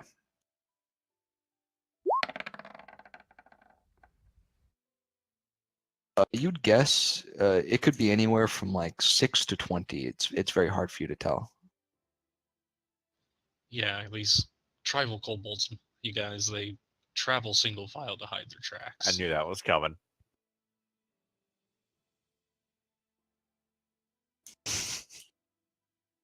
Fast, too accurate for kobolds. That's what I kept waiting for someone to when we were at the snail. I was waiting for somebody to be like, "These arrow points too accurate for kobolds." Yeah, I mean, I know when I checked this, I felt something was off, but there was no way for me to tell. Mm-hmm. So it could be a small or a very large group of kobolds. They I guess travel we're in gonna find single out. file to hide their tracks, All right, so I say, well, let's get following. So looking at where the tracks head off, does it look like they head towards any like rock formations or anything, or is it just like off into the desert? Just off into the desert. Okay, They head deeper into the rocky Badlands. I see. And how long do we think it'll take us to get down there? Not long at all. Let's get You're moving. spitting then. distance away from the Badlands. Yeah. This mesa is the beginning. Yeah, I mean, I figure if they do this in a night, then we should probably be able to cover this in no time. Right. So if nobody else has anything to they want to check, I say we should head on in. Yeah, let's head on. Let's do it. Actually, what was he wearing exactly? Like, does he have any clothing or anything on him, or is he He just in does. like a fucking loincloth? He does. He has a large, brightly colored poncho and a wide-brimmed hat. He's also Really? carrying a small steel dagger. No kidding. You know what? I'm gonna take the dagger. I'm gonna pick it up and put it in my pack. You note that it's an oddly fine weapon. This is a masterwork steel dagger with a wooden handle. No It's a kidding. surprisingly fine weapon for a kobold to have. Huh. Does he have anything else on him? No, that's all. It's his hat, Okay. his poncho, and his knife. Something that fine work. I'm surprised that they would leave it behind, even if their companion had just fallen. Yeah, right. That is kind of weird.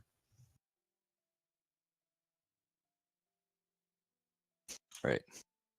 So do you want to follow the tracks? Yeah. Give me a survival roll to follow them. From somebody. I guess that kind of falls on either myself or Grint. You know what? I'll do it. Yes, we're heading into a rocky region. I'll do it. Since you're tracking them across rocky terrain, you will get an extra +2 to that. Oh, so it's 23 then. Okay. Yes, it's a very, very nice roll. Mhm. Without any issue, you easily follow the kobolds, even across rocky places where their tracks start to go a little bit more bare. But you can read the telltale signs in the rock where they brushed it or something metal scuffed the rock. It's very easy for you with your dwarven eyes to tell. Your Hell yeah. experience with this kind of territory.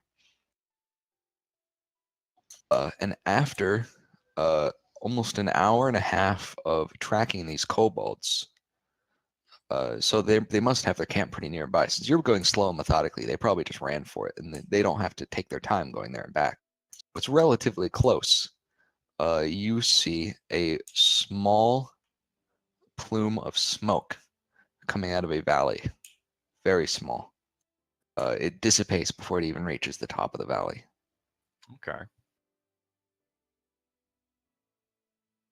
And so I don't say anything. I just kind of point to the smoke and, just kind of like nod like that's where we're going. I nod acknowledgingly. At this point, can we tell anything about where the smoke is coming from? Like how big of an encampment it might be? It's hard to say at this point. You're too far away. All right, then. Let's go move in for a closer look. Mm-hmm.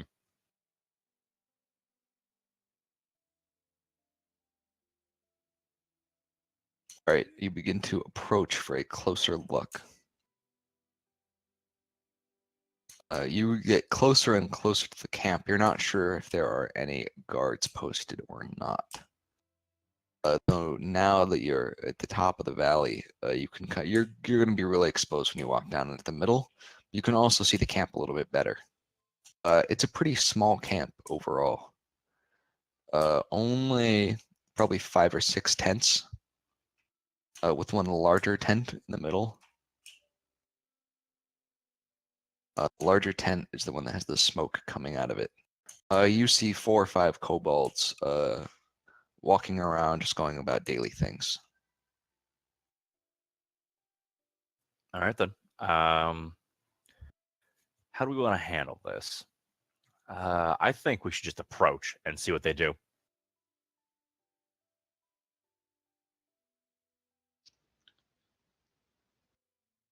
Anybody feel differently? Well, No. we need to put an end to their raiding, but I don't necessarily feel right about taking the lives of those just trying to subsist. Yeah. It's diplomacy might be an option. Absolutely. And he was wearing like a poncho and a hat, and he had a nice weapon. Like, I wonder. I mean, granted, he could have fucking killed the dude and taken it off him, but I'm not so sure just yet. I think we should have a little chat if we can, even though I don't know. I don't think any of us speaks Kobold, which was an issue we had earlier. But maybe one of them speaks something else. I don't know.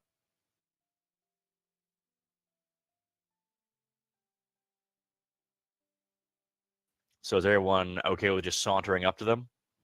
Yeah. Then that is what we do. Right. You decide that you want to saunter up to these kobolds. You're just going to walk on down and see what happens. And you do. Your progress isn't that quick at first. You have to be a little bit careful going down the side of the mountain. It's not that sheer, but it's a very narrow path. After a few minutes, when you're partway down, none of the kobolds in the valley seem to have spotted you yet, but a kobold jumps out from behind a rock and gestures his spear at you and starts hopping from foot to foot and yipping at you. like a fucking Ewok.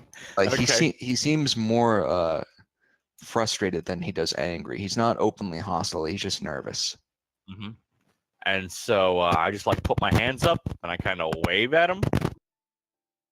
You put your hands up and you wave at him, and he approaches you, and he lowers his spear a little bit, and he sniffs.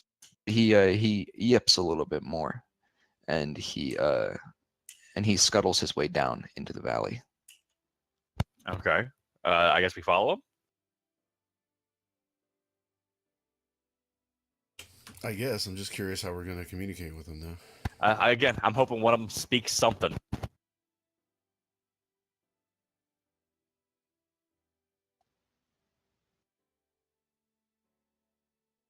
You continue following this kobold down into the valley with all the other kobolds. And eventually you are joined by another one. He gestures towards some rocks, and another one of his friends hops out and yips. This one's a little bit more friendly to you. Okay. He yips and sniffs at you, and he yips at you some more, and it seems questioning, like he's trying to ask you something, but you can't understand him, and he seems to realize that as well. Okay. What's that? He gives up. He doesn't keep trying to ask you questions. Okay. After a few minutes, you are brought down into the camp proper, and you see that this really is just a small settlement, and it seems to be some families here as well. There's clearly there's two kobold children. One goes by chasing another with a long bone dagger, which is clearly real. Seems quite unsafe. Okay. And there is a female kobold who is currently putting wood on the fire. And it's not wood, it's just brush and stuff, but Right. tending the fire, basically. And they look at you, but they don't really seem to pay you any mind. They're just tired. They're dirty and tired, and they have been living out here for a while, it seems. Yeah. The two kobolds, they bring you into the large tent. But they seem like they've seen outsiders before, right? Like Yeah, they're they not. have. Yeah. Yeah, Okay. they don't seem too bothered by you.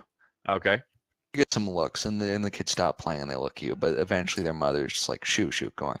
Don't Mhm. stare. It's rude.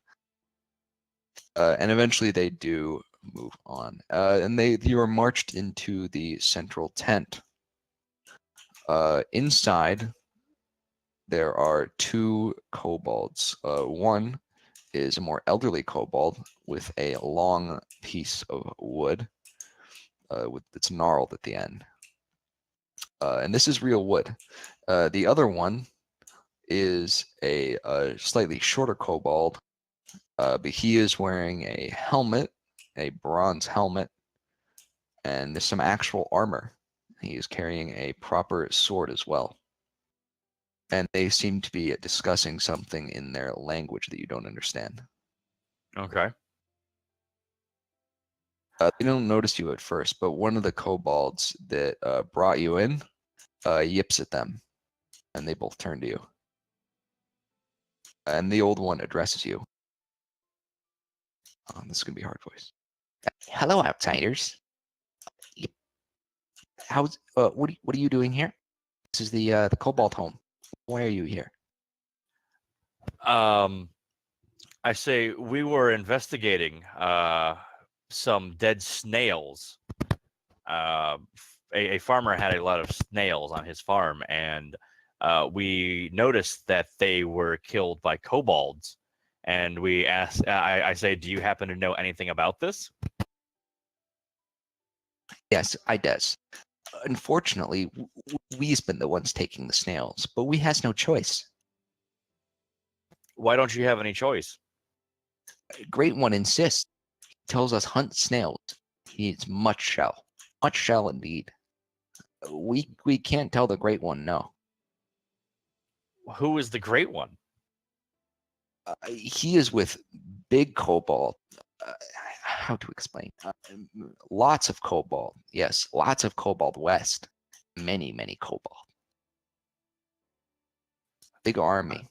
Many spears. Why do they need the shells? Does not know. One simply says, give shells or I send soldies. Okay. It's just the shells you're looking for? Yes. We figured while we take shells, we also get meatsies for eating. Very good. Yes. Hmm. Well, you have to understand that this farmer he needs his snails. That's how he makes his living. However, he often trades with other kobolds for the meat and the shells. If you had something to trade him, he would gladly trade with you. We know not what farmer likes. We not very rich. I see. How much shell does he need? I mean, does he say just keep bringing in shells, the big kobold? Yes. He happy with any shells, but we get more, we get rewards. Any rewards, yes. What type of rewards? Helmies, spearsies, many good things. Okay. Um. Well, if we brought you the shells, would you stop killing the snails? Yes, we have no more need to kill snailsies as long as we have shells. All right. If that's the case, I believe I could get the farmer to give you the shells he doesn't need. Would you then stop attacking his snails? Yes, yes, excellent. Yes, he simply leaves shells out. We take shells, we leave farmer alone. Yes, very good. We even bring him something for his trouble. Yes, many shellsies. Okay. If that's the case, then I think we can certainly work this out. The old kobold explains to the armored kobold. The armored kobold begins hopping back and forth and yipping. Okay. Is it like an aggressive yip or a happy yip? I can't tell. Maybe something in between. Okay then. I say, well, if that's all taken care of, we're gonna make our way back then. Ooh, thanks, uses. Yes, yes. Very simple solution. Yes. All right. I look at the other two and I just like give a shrug, like we good. If we can make it a peaceful ending Yeah. to this, yeah. Sounds like a good thing. All right then. So we start to make our way out of the valley then. All right. You begin to make your way out of this valley. They send only one kobold guard with you, and he doesn't understand what's going on, but he seems really relaxed as he leads you guys out, and he hands Grint a small piece of something. Oh wait, shit. You're You know not what? sure what it is. I stop and I say, oh, actually, no, wait. I need to go back and talk to the guy again, the one who understood me. So can I talk to him real quick, like? The kobold guard seems confused, but he follows you as you walk back down. Yes. Okay. So I make my way back into the big tent again. Is there a problem, frenzies? Yeah, we actually found this, and I pull out the dagger. I believe it belonged to one of the kobolds who was attacking the snails. Yes. Thank you for returning this. Yes. Very Yeah, I just wanted to- unfortunate accident. Yeah. And I'm just looking at the edge, like, ooh. I'm like, but yes, we just wanted to make sure that it got back to. I don't know if he had any relatives or anything. It's long honored tribal treasure. Very valuable. Okay then. Well, I'm glad we were able to return it then. We're gonna be going now. Just catch you later. Ices. Don't forget to tell farmer. Right. That's where we're going right now. Right. You leave again, and once again the guard follows you. He seems a little bit annoyed by this back and forth. Understandable.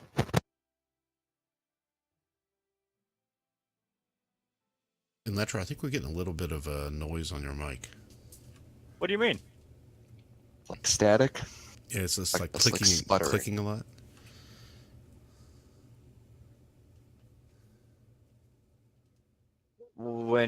Is it happening right now, for example? Not right now, no. Just a couple. No. When you were talking there recently, it's been popping up. Okay, I guess I wasn't holding my push to talk down hard enough. That's probably what it was. All right, it just sounded, Anyway- it's like a loose wire, almost is what it sounded like. It was just Just want to let you know. Like a loose wire, huh? Well, that's what it sounded like. I mean, it could have been the push to talk. If you weren't holding it down, maybe it could have been clicking. Yeah. But Yeah, that's that what I was think. Is that it was like on borderline. Okay. Okay. How would you guys like to break for 5 right now? Does that sound good? yeah, it works for me. It's fine by me. Yeah. All right then. I promise to be back this time. Okay then. I'll talk to you guys at 5 then. Some water.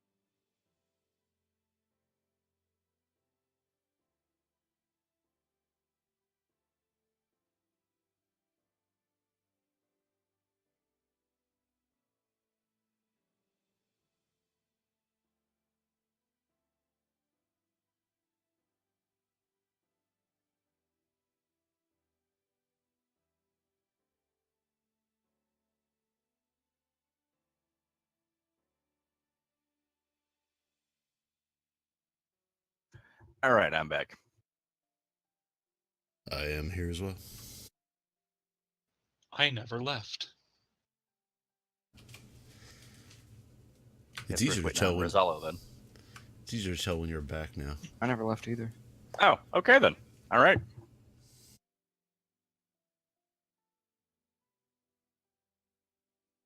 So then we were being led out of the valley by the Kobold soldier guy.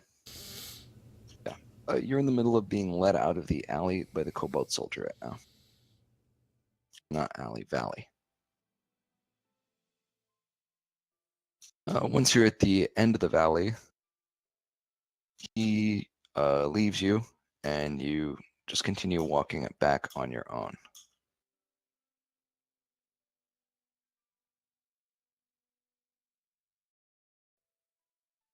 It doesn't take you very long to get back to the ranch, and you are back at the homestead itself. All right, before we go in though, I do want to have a chat real quick. Do you guys think that does the farmer use those shells? Are they worth anything? That's Or what does we're he going to just ask. toss them? That's what I'm thinking. If he I mean, just tosses them, because I remember there were samples all over the place. So yeah, I don't think he uses them for anything. But I guess we can find out. And I mean, if nothing Yeah, else, I imagine sure. he would be quite happy with parting with a couple every week. yeah, to keep his snail meat. I imagine that's the real money. Yeah, and if nothing else, maybe they can trade more valuable items to him than what he can get for it through merchants. Perhaps, yeah. Yeah, they probably value them a little bit more than anybody else would. Mm-hmm. Cool. Let's go talk. All right then. So we head up to the farmer's house and we knock on the door again. You head up and you knock on the door again. The farmer answers the door. Yes, you've returned? Yes. What news? We found the kobolds who have been attacking your snails. Excellent, excellent. It turns out they only want the shells from your snails. Oh? That's correct. They require the shells to make a living. So we were kind of wondering, do you need the shells at all? Or are you mainly in it for the meat? I do need some shells, but that is not the main product of my snails. I could part with some. Very well, then. If you could simply leave some shells out by, say, the spot they were climbing up at, if you could just leave some shells there, they would be more than happy to leave your other snails alone. Yes, that would be simple. I think I can do that, yes. Excellent. All right, then. Is that it? Is that all they wanted? Yes, they simply wanted the shells. That was a trifle more simple than I remember it being before. Thank you very much.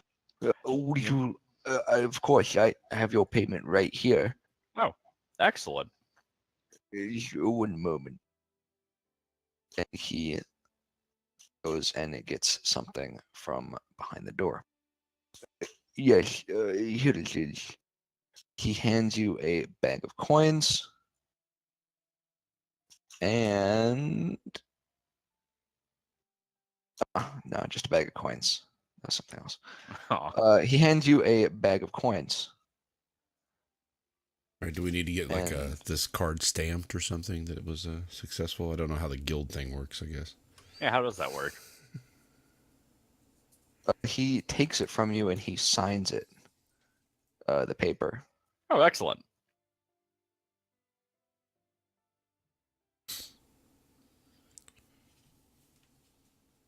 And that is that. He doesn't invite you in for dinner. He's kind of rude about it. He actually just closes the door on you. That's understandable. I mean, our business here is done. It was that whole bucket of snails thing, though, we were thinking about. Oh. I Wait, don't wait. know if we want- Bucket of snails, though. How do we even get a bucket of snails? Those things are massive. I don't know if this. Yeah, that's. I don't know. how I think we would should do just that. leave that as it is. Yeah. Perhaps it's a different type of snail that the merchant was thinking of. I think so. Yeah. Or maybe it's like veal, like he wanted the baby snails or something, you know? I'm just saying it could be, right? Fatten them up and keep them in a little cage so they can't walk. Oh God, I don't want to think about it. Yeah, I don't want to think about the finer points of snail husbandry. Okay, so Keeps me what awake time at is it night. right now? It's actually getting to be quite late in the day. Shit, we're gonna have Well, to find a place to settle down then, because I don't think he's looking to send that hospitality to one more night. It's a few hours before nighttime, so it would be like awkward enough to hang around, but also you can't really make Yeah. an awful lot of progress. I think we should make what progress we can though. Just kind of push forward. Go back to the Cobalt camp and rest there. Yeah. You know, you're wrong. I think they're great people and all. I just don't want them near my belongings while I sleep. You know what I mean? Just saying. You don't want a little yip with one of the little lady Whoa, Cobalts? whoa, whoa! Why is it got to be like that? Okay, that's their word. We were just joking about that last What night. was that? Skalja and I were joking. Had that joke last night actually for about 5 minutes. We were really? making it. What was it we were talking about? Was it dwarves we were having that joke about? Or it was halflings, because we were talking about the H word Yeah. for halflings, because that's their word. Wait, what's the H word for a halfling? Halfling was the H word. We were calling them Oh, something Hobbit. else. okay. Hobbit. Oh, okay. Hobbit. Okay. Okay. So what do you guys think? Like, should we just get on the road? Yeah. Yeah, I Kind of think make so. what progress we can. Let's try to get back All right, in town yeah. so we can show that we had successfully done a silver mission and we can get bumped up in rank. Damn right. All right. So yeah, we're gonna just make as much ground as we can tonight, and I'm gonna do a survival roll just to kind of see if we can get a little extra. Okay. Well then. All right. So you're just trying to leg it back to the road. Yeah. Or just make as much distance as we can tonight and find a place to settle down. Alrighty. You get a decent distance. It's a lot easier going back than it was on the way there. Right. Especially because we Because kind of of know where how- we're. Yeah. Rocky and hilly the area is. You find it's not quite a cave like you would like, but it is a it is an overhung section under a cliff, Okay. Better nothing. so it's not bad.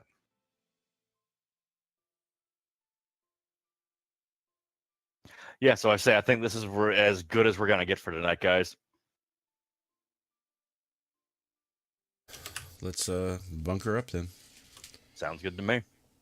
Normal, just keep the same watch order we've been going with and make sure we don't get crept up on by some manta rays.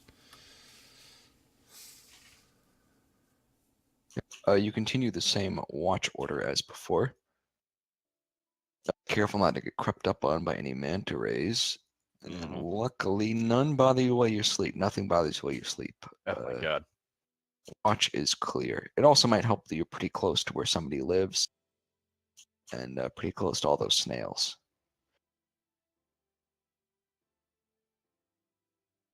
So nothing bothers you. Cool. Over the course of the night, and it is the next day. The wind Mark rations here is- real quick. quite strong. Oh yeah. Mm-hmm. And there's lots of dust surging. So I assume this impedes us quite heftily. It doesn't impede you too badly, No? but it is Okay. kind of a pain. And I All just want to check real quick while I'm doing this. I'm marking off rations as we go. We're doing 1 firewood every night, right? So it's 3 rations and 1 firewood.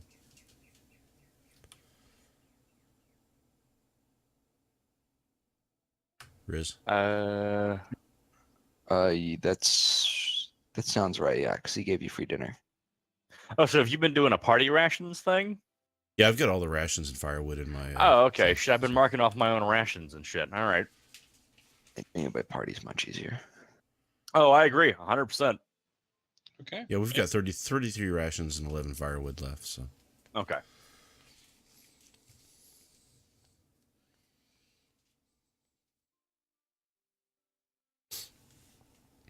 So, as you said, nothing eventful during the night. And it's like super windy, but it's not giving us too much trouble. It's not giving you too much trouble until about the midday when the wind starts to really pick up and the dust is flying right in your face and sand too. Okay. So should we try to just, because I don't think pushing forward in this is a good idea, you know? How far are we away from the cave that we stayed in? Well, I'd be worried about staying in a cave right now. I might get fucking buried at this rate. we could find. Hmm? We could find one with the entrance is not towards the wind. You know what I mean? Yes, that would be ideal. So, do we think it's a good idea to hunker down at this point because the wind is too severe? Yeah, I think so. I mean, we I- don't have to rush back. Yeah, I agree. So I guess like while we're out in the storm, we check for a cave that is facing away from the wind. If nothing else, we can just wait it out for a bit and then track a little bit more.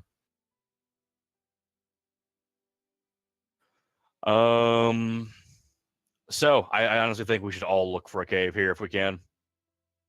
Huh, I'll check too.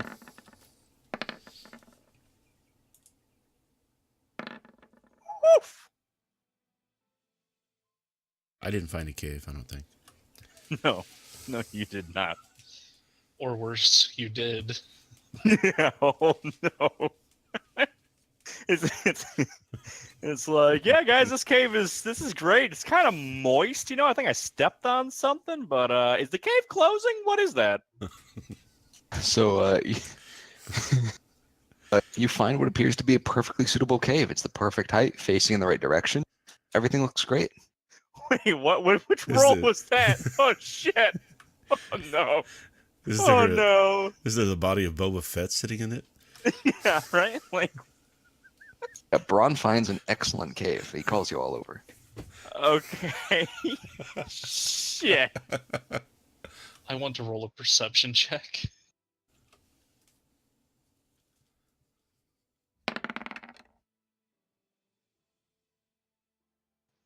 What sort of cave is this? This cave is perfectly fine as far as you can tell. Okay, look, this fucking wind is bad. Let's get in there.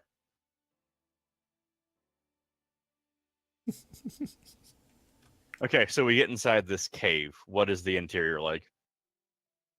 The interior is fine. Yeah, interior looks good. There is some sort of like strange material coating the top of the cave. Though you don't really pay that any mind. It's definitely fine. What? I mean, so we're sitting here like shaking out because we're out of the whatever you call it, the of the storm. But I have like low light vision. So what am I seeing? It's a pretty normal cave as far as you can tell. There's a small crack in the back that it isn't too large. Probably nothing could fit through there. Nothing to worry about. So no, the roll was for finding the cave, not that we're completely clueless.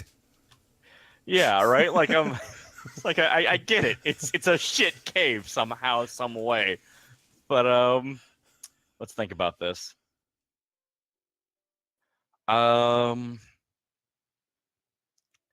So what's the bottom of the cave like? I wonder if I'm on hard ground or not. The bottom of the cave is in fact a little bit soft. It's sandy. I kind of start digging a little bit.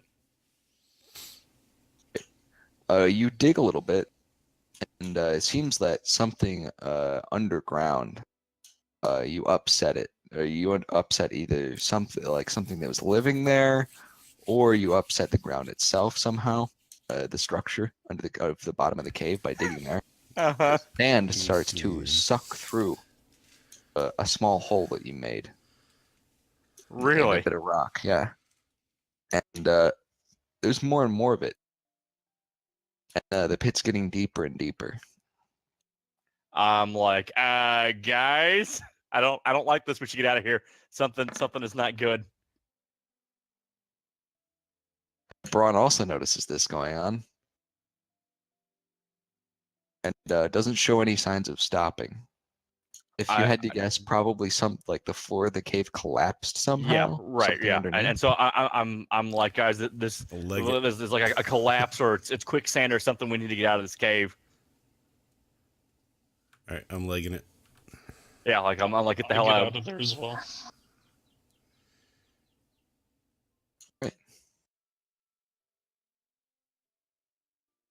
You guys all leg it out of there, no issue. And luckily you did, because a few seconds later, the bottom of the cave simply falls out. And you're left looking down into a pitfall Holy with shit. sand at the edge. You What do we can't see see at the down it bottom? very far. We can't see. Okay. You know Wow. it opens up into a larger area. Those of you with dark vision can tell that. Okay, but we can't see the bottom. Not at all. I go, Oh, yeah, I no. think we need a different cave. I don't know. Maybe, but I wonder what's at the bottom of this. Interesting. We Little could, if you pit. want to. Okay, like I'm game to light a torch or something and toss it down there to see how far down it goes at the very least. If nothing else, we can't like rope down there until we know whether or not we can reach. So if you want to do that, then that's our next action. All right. Let's try that. Let's try just a torch down and see if how far it goes. We have enough firewood to do that. Yes. I think so. Yes. Okay. These are not true wooden torches, and it's not going to burn very long. A little bit's enough. All right. So you light one, which is a little bit difficult in the wind. Right. You kind of lean into the cave a little bit and do it. You toss it on down.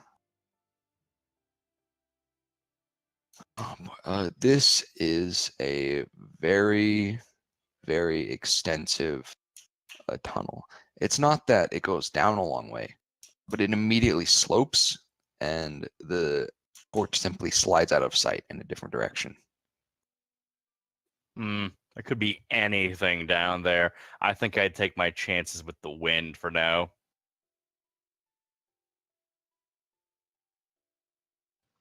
Agreed. I don't necessarily want to be exploring any cave that a dwarf doesn't choose. Like a labyrinth is what it is down there. I don't know, could be something good down there too. But could be something bad. Like we've done a good job right now. This is tempting fate. What You want we're to stand doing. pat. You want to stand pat with what we have now, right? Yes. I'm going with the devil I know right now. There goes all the potential for riches that you could have found down there. It's just gone.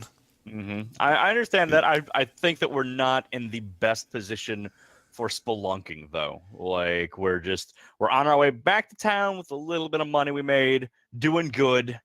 I say we stick with the beaten path just for now. Which reminds me, how much was in the bag of whatever we got? Oh yeah, we didn't really Never count. checked. Checking now. I mean, well, it's windy and there's sand everywhere. I'm afraid like I'm gonna open the coins and gonna get all the foot. I say we wait until camp. Like we'll make camp and then we'll count it. Like that's what we should have done. And that's what we will do. So you want to just try and camp outside and put up a shelter?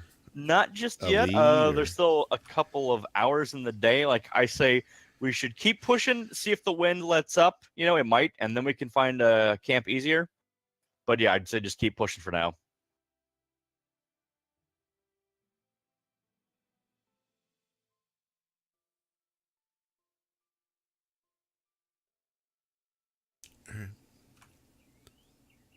Anybody have a better idea? I mean, that's an idea. I guess it's you might find it better. I guess we could go with that. I think it's our safest option, personally. I feel the same way. All right. Well, I'm not going to by myself, so I'll Yeah, keep going with you guys. would be ill-advised. Especially since I'm the one without dark vision. Although I That will too. take a mental note of where this cave is, so if we feel like coming back in the future under better circumstances. I mean, Yeah. possibly. I get the feeling we're lost as shit in this dust storm, though. Yeah, unfortunately, we don't have a bard that could write it down in a nice notebook. And Oh, jeez.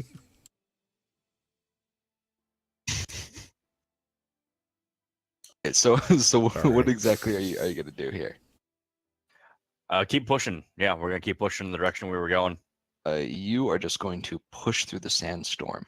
Mhm. This is going to give you 1 point of exhaustion. Even if we rest, If you Or- decide to settle down and hunker down, it'll get rid of it then. yes, you have to take at least a short So- rest. we'll be exhausted while we're traveling until we rest somewhere. Yeah, Yeah, basically. I still think it's worth doing. All right. Let's do it. Let's try and find another place. Do you want to make rolls again? Would you want me to not to look? What am I gonna say? Yeah, can we make a survival roll to see just how well we fare in the sandstorm? Yeah, sure. Ooh. There's no way I can be like constantly rolling lower than him, so Yeah, here we go. Finally. Not Oh, bad. jeez. All right. It's a little bit harder in this weather, but eventually you do find a much better cave. It's not perfect, but it's much better. It's less of a cave and more of a cliff where you can shelter from the direction that the wind's coming from. You're not Okay. going to be able to rest very well here, but it's better than nothing. I say we do it then. Set up a little camp. We can do it. It's going to be cold as balls tonight. We could do a fire though, couldn't we? Yeah, we'd want to do a fire anyway. Yeah, but Yeah. So if even if it's cold, if we do a fire, we should be okay. It's going to be difficult to start a fire in this weather, but you can try. Oh, is it still windy as fuck even at night? Yeah. it's Oh, windy, but damn. we're sheltered against the wind. We're a lee, as it were. But Yeah. it's still going to whip around a little bit. Right. Yeah. So yeah, I say we do it then. All right. So what do we roll to try and start a fire? Survival again? Survival, yes.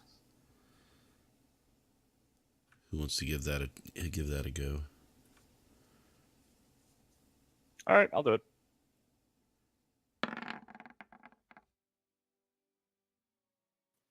How does that do me? That allows you to start a fire, yeah. Excellent. Eventually you get a fire going and you sort of huddle around it so that the wind can't get to it as easily.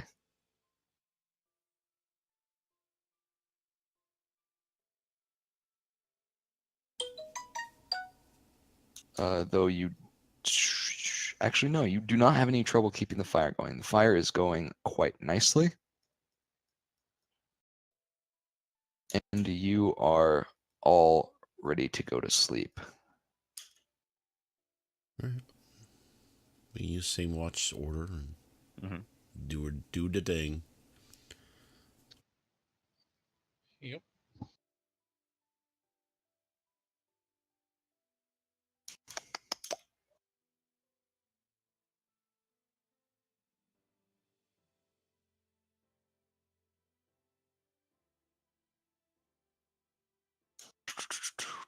Nothing happens during the night, luckily.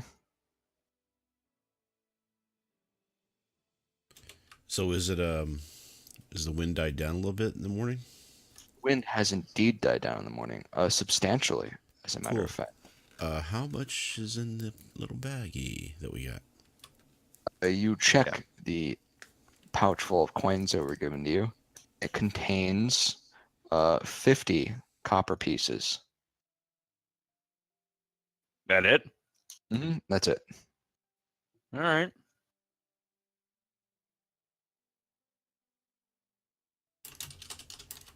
How did we decide to do this? Are we doing party funds or are we doing everyone in their own? Well, let's do party funds for this type of stuff. Okay, fine by me then. Yeah. Yeah. Much easier to keep track of it that way. Uh-huh.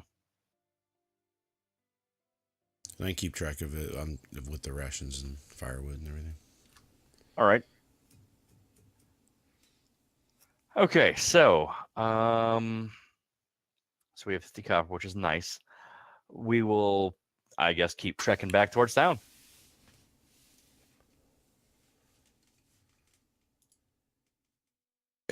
You continue to trek back towards the city. And you get back on the main road eventually. It takes you a little while to find it, but you are back.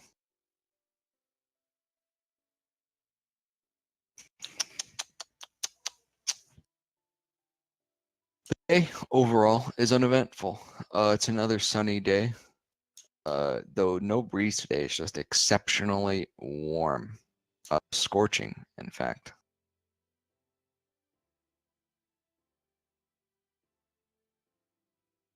Though your journey isn't completely without respite, you do find some very, very nice spots of shade to take breaks in. And in these spots of shade, one of them, you don't notice him for a little bit because of his clothing. There is another fellow here taking a nap, apparently in the shade of a large plant.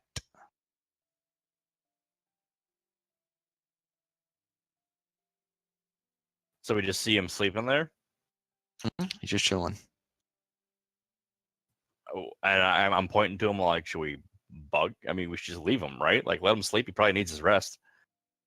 Are we sure he's just sleeping? I like to do like a loud cough, like. No response. Okay. I just kind of like shrug at everybody. I'm like, I think we should let him sleep, dude. Like, I wouldn't want anybody waking me up. Well, I don't want to wake him up if we can help it, but I also want to make sure he's breathing and stuff. If we can see if he's moving and breathing, not dead. Okay. Yeah, I guess so. Like, does he look like he's just taking a nap? Just kind of chilling? It's hard to tell.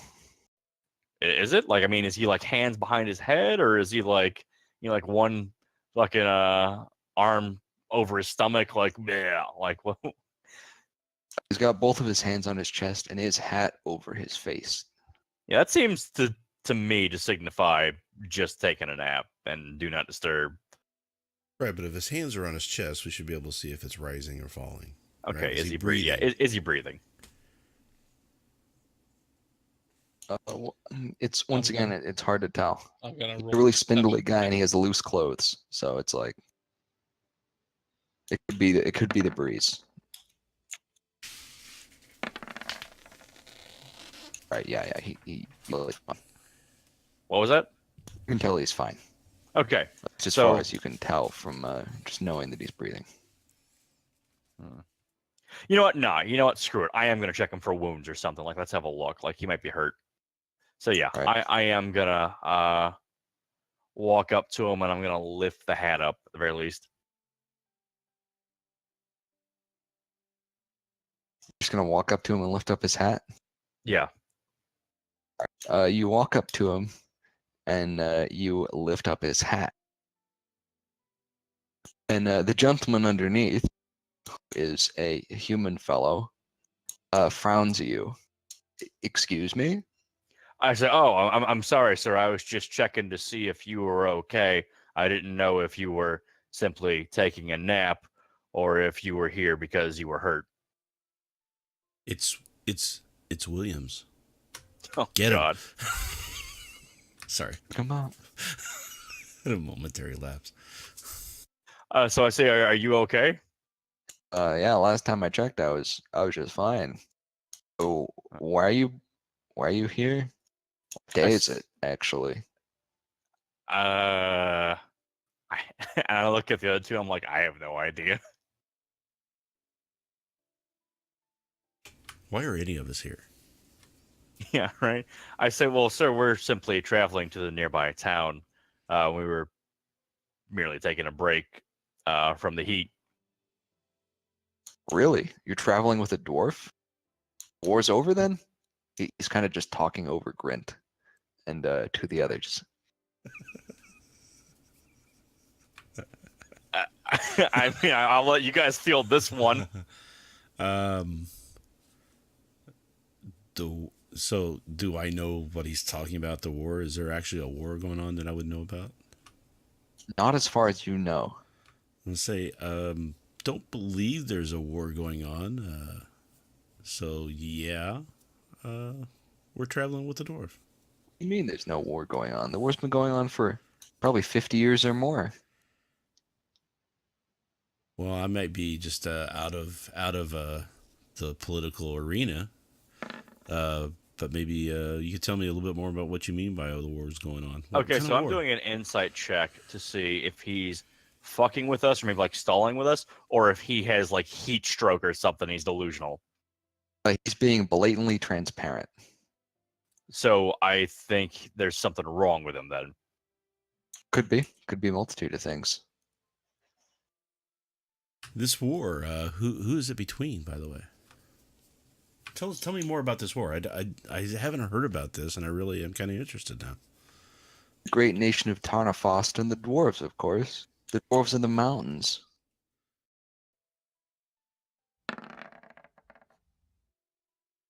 So what he's talking about, how long ago was that stuff? This was roughly about 1,000 years ago during the What? early foundings jeez, of the Dwarven Hill Kingdoms. This okay? I know what's going on. So What year is this? yeah, yeah, right. What year did this war start? Oh, a few years back. I haven't been really paying too much attention. I think it was around the turn of the year, like 663 by the Turvosian calendar. And What I say, what year is it year now? do you think it is right now? Yeah, 665, of course. Is that and accurate? it's 1065 is what it is right now. Roughly, yes. Is this guy's Okay. name Rip? I look at him and I say, when was the last time you had some water, bud? I don't know. I took a nap and I fear I've been sleeping here for about a day or two. I was very tired. I'd like to hand him some water, and maybe even some rations if he'll take them. Try and figure out what his Well, deal is. Juice. We don't have water. We have juice. But Right, the juice. You know what I mean. No, thank you. I feel fine. You sure? Because honestly, so you're spouting off a bunch of nonsense. I'm fine. Are you sure you're okay? What are you even doing here? Are you deserted? Yes. No, sir. We're adventurers. We're on our way back to town after It's illegal? a successful mission. What? I had no idea they re-legalized adventuring. Yeah, no. There's a Maybe guild and everything revolution. now. How? Sir, I don't know how to tell you this, but the things you're talking about, they happened like 1,000 years ago. I think He laughs. Yeah, real funny. I think you've been asleep a little bit longer than a day or two. Yeah, I say, what's the last thing you remember before you went to sleep? I split up from my caravan to take a nap. I decided to catch up with them later. And I just took a nap here.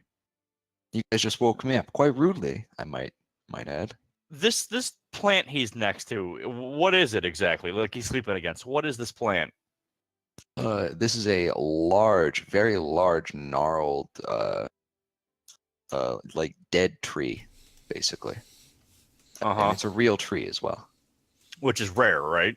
Pretty rare out here, yeah. The wood isn't valuable at all, though, because the tree's been dead for a long, long time. Right. Was it alive 1,000 but years there's- ago when he there's- laid down? Yeah, like this plant. I asked him if this tree was dead when he laid down next to it. I'm not sure. It looked pretty much the same. The sandstorms don't really let any leaves on the trees, so it's hard to tell if they're healthy or not. Something doesn't add up about this because if he's been sleeping there this whole time, it means he's been covered in sand and then uncovered by sand over and over again. Eh,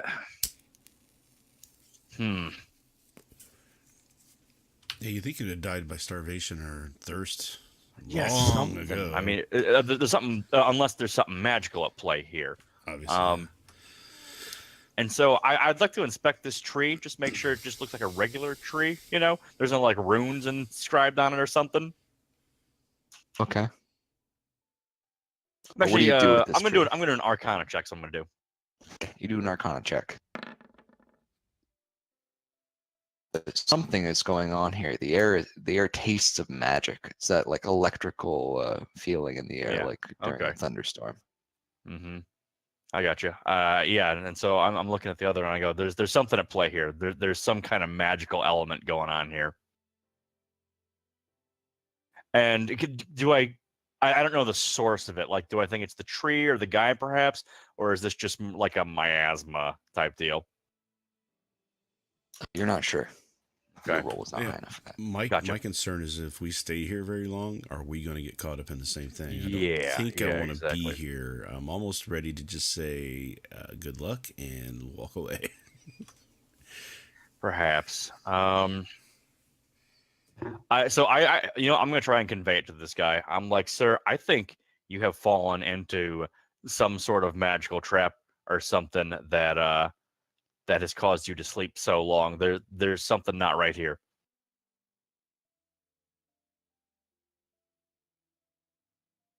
Does he have any kind of response for that? And let's see what he does.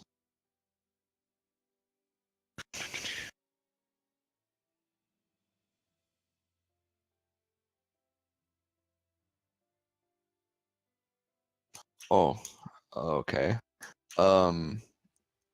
He doesn't say anything, but he cocks his head oddly. He begins to turn more and more into a sandy color. And eventually, with the frown still frozen on his face, he simply turns into sand, which blows away on the wind. I go, let's get the fuck out of here, and I start running. I'm legging it. I Yeah, follow right behind. You all immediately see it, and you begin sprinting away like you're in a horror movie. Yeah. Which one of you has the darkest skin, so I know who trips? Come on. It's me though. All right. Grin doesn't actually trip, fortunately for him. But you leg it away from this tree in the shady spot. You are out of here. And how long do you want to keep running for?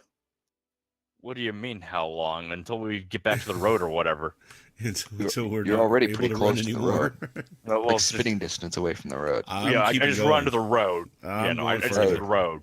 I'm keeping. Uh, I'm going. You run to the road and you take a break. Yeah. But Braun, he's in it for the long haul. He fell a little bit behind you, but he's ready. He starts fucking legging it. And I'm like, Bron, I think we're good. Like, this should be fine. Just to the road, it just. Oh boy. I think we'll be finer down here. All right, just be careful with the heat. Yeah, I'm not gonna push myself to keep up with him, but Yeah. I'll keep him in eyesight. I'll go about Yeah. 100 feet or so further down. I just want to get away from. Right. Yeah. Well, I mean, I start walking after them, but I'm done with my sprint. I would say there's probably a reason why a tree was left alone out here where wood is so valuable. Mm-hmm. As we turn around, is that tree still there? You can see the tip of the tree in the distance, yes, forming a gnarled top. I didn't get to ask him his name. I was getting ready to ask him his name too. I'm sure it was something like Jip Van Crinkle or something. Okay. Well, that was fucking weird. That was really fucking weird. But I guess we just keep pushing now. Gonna forget that ever happened. Gotta be careful of any trees out here. All right. You make a mental note to avoid any trees. These sleeping people.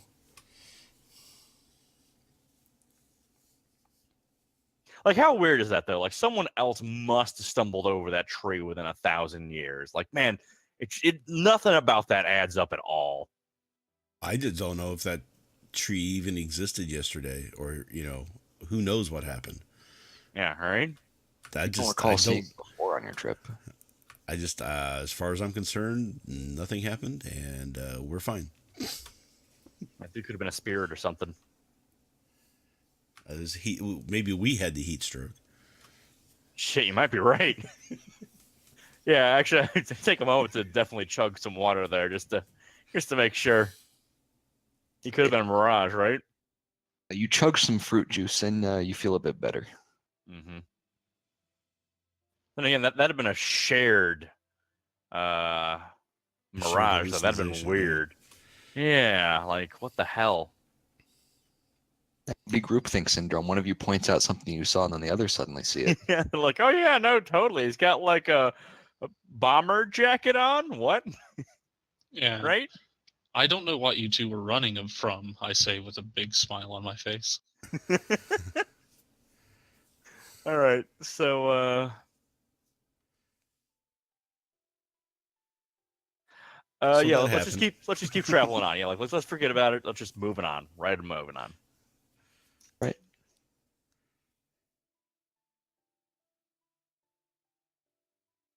You continue on. Or we could have had another party member. Darn it, we could have. What, Sandman? I think I'll pass. He'd been handy for getting into locked doors and stuff. I guess. Puts you to sleep forever. Mm-hmm. Oh, is that the sand where Sand was? Okay. Yeah.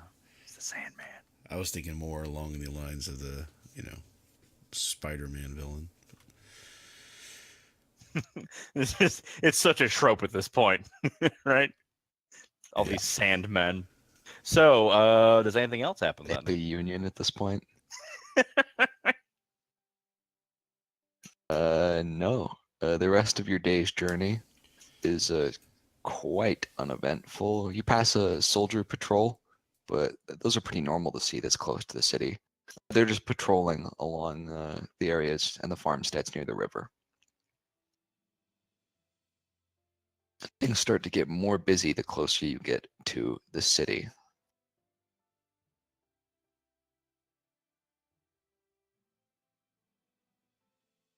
All right.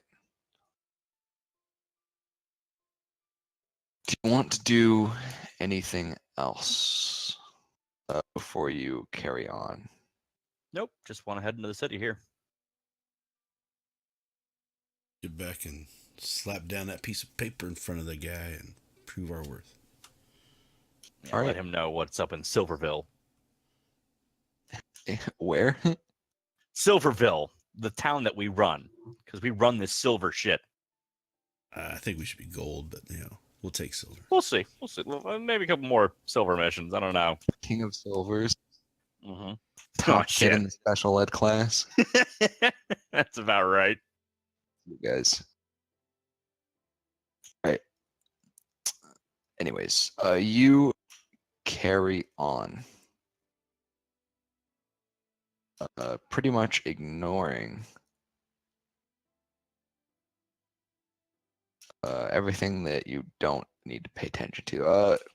Really, it's just a lot of farmers and people moving about. You do see occasional merchants splitting off to go to smaller settlements or to go to individual farmsteads to haggle for their grain to sell in the city. But all in all, otherwise, it's not really that exciting. Okay, then. The day continues on. Eventually, you can see the city in the distance, but there's no way you could make it there before the sun goes down. You'd be traveling for a good few hours of the night. Yeah, I think we should turn in then. When do we want to try and make it and just get there at night, or do we think that Well, we because would then get it'd be like stopped? exhausted. Would be exhausted the next day though. If you power through the night, Yeah. you'd be exhausted. Are we getting into enough of an area that we might find a small inn somewhere, or is it still a place where we have to hole up in a cave? Nobody wants to be this far out. Most people would just push for the city. If you want to find an inn, you're gonna have to push for the city. Nobody makes an inn this close. Mm-hmm. Hmm. I I mean, still what's the think problem we with should. getting exhaustion if we just get to the inn and then go to sleep? You know. Or I you'd end guess up that's sleeping through the true. day, and then you'd just be reversing your day-night cycles. I mean, we could go to Or we bed a just little take bit a day earlier. off. Yeah, take a day and relax. Mm-hmm. I see. Yeah, you know what? I see no problem with that. We get there, we push, we take a short rest, right? And then, so maybe we're exhausted for that day. We just take it easy, hang out at the end, and then we get a full rest the next day. We could do that very quickly, I'm sure. That's what you want to do? Yeah, I think That, that I, works. I like this idea. Yeah. Yeah, because we're gonna waste the day anyway, just trying to find with what we're going on. So either way, we're gonna lose a day, but I'd rather lose a day in town than out here. Yeah. Agreed. I'm still a little put off from what I saw, and I'm Yeah. Right. I'm like, I can't fucking sleep like now. We're going. Get me as far from that tree as I can. exactly. Right. You decide to just power through the night then. I think so.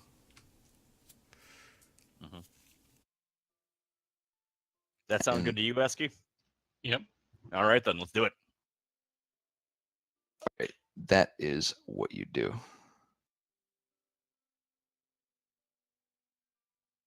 Oh boy, all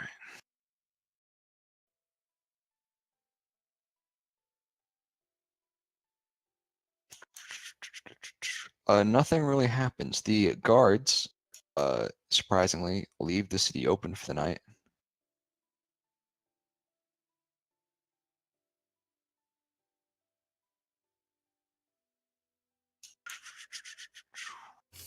That would make sense because in case people are trying to make it to the city, they don't want to leave them stuck outside.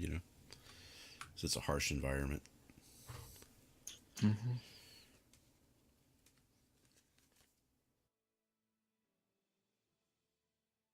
All right. Yeah. Okay. So, you make it into the city, and nobody bothers you. Nobody really notices you. There's a decent amount of people going in and out, but it's mostly quiet because of how late at night it is, and you are mostly ignored. Just the way I like it.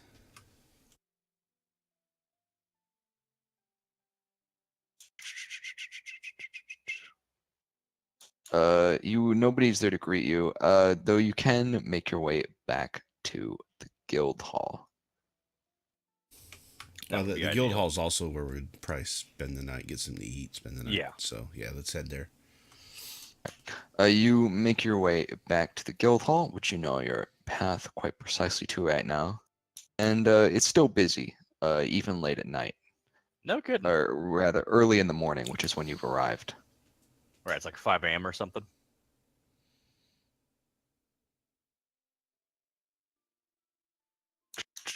The new normal bartender is not there. Instead, there is somebody else who's handling the night shift. Do we want to wait until that guy's there because of the special deal we had, just to make sure that we don't get, Yeah, we should doesn't probably mess up. deal with him. Yeah, agreed. So I think we should just go and get some food and some rooms. Sounds good to me.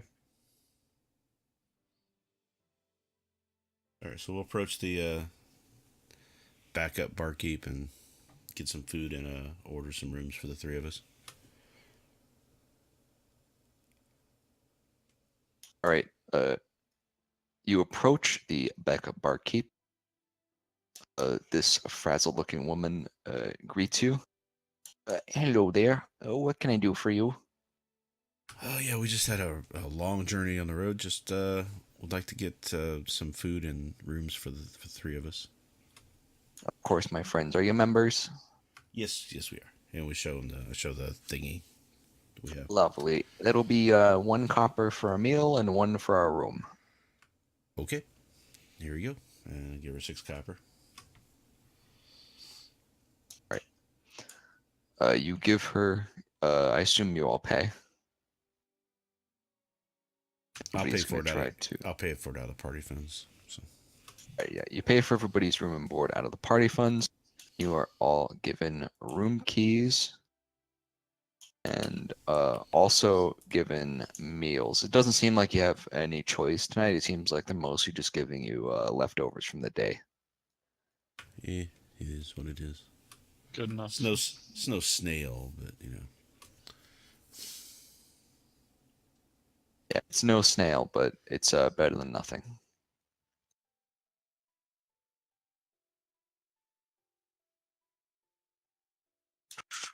That's really it. There's not a lot else to do. You could try to talk to some other patrons, stuff like that.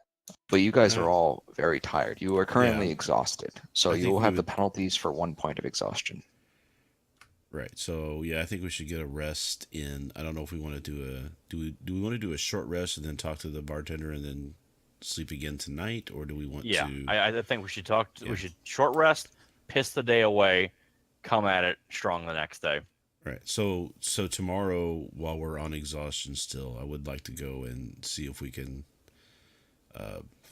find out if there's any news on the guy that disappeared. But nothing. You know, I don't want to do anything too strenuous or active Right. or whatever. So. I have an idea about that too. Okay. Do you want to talk about it now, or do you want to wait till we get head out? Oh, we could talk about it now, but basically we just need to find someone who, like a tailor or something, give them a little piece of red cloth, see if they can at least figure out, what it's made out of, where it might have been bought, for example, something like that. Who could have sold it to him, or Yeah, where exactly. it came from, right? Yeah, maybe it came from that the shop we go to. Who knows? Okay. So let's do that. Let's get the short rest, then we want to talk to the barkeep, and then head back out to do a little bit of investigative work. Nothing too strenuous.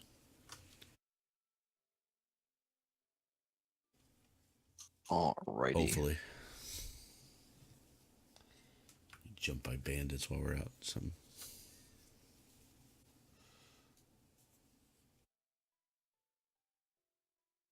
You are unable to get credit for even a short rest if you want to wake up at a normal time the next day. Well, if we're going to sleep, What will around a short 6 rest do a.m.? for us exactly? You'll get like a few hours of laying down, basically. Right, but for short, so But we'd for still short be rest, exhausted even if we short rested, right? right? Yeah, so if So we just there's- short rested, we're not going to get anything because we don't have anything to really regain. Yeah, So so it's there's not no gonna point. hurt us A anything. proper night of sleep, basically. Right. Yeah. if we you have want to wait not be till- exhausted. Yeah, we'll have to wait till tomorrow night for that, but it's not really hurting us to not get a short rest at this point. Yeah. Okay.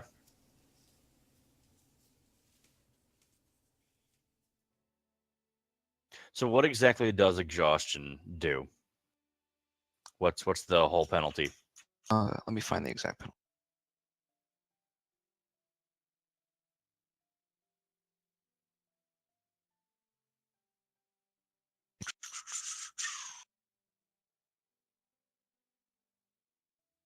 Your first point of exhaustion gives you disadvantage on all ability checks. Okay. All of them. All right. You basically have disadvantage on everything. That's related to ability scores. Ability is like strength, dexterity, constitution, right? Uh-huh. But not skill checks. Correct. Okay, good then. What about fighting? That applies as well, yeah. Disadvantage on that, I think. Like weapon attacks, you mean? Mhm. Jeez Louise. Okay. No picking fights today. Nope. That's what Yeah. I'm saying. Oh, have we leveled up yet, by the way? You'll be level 2 next time. Just level up after Excellent. the session.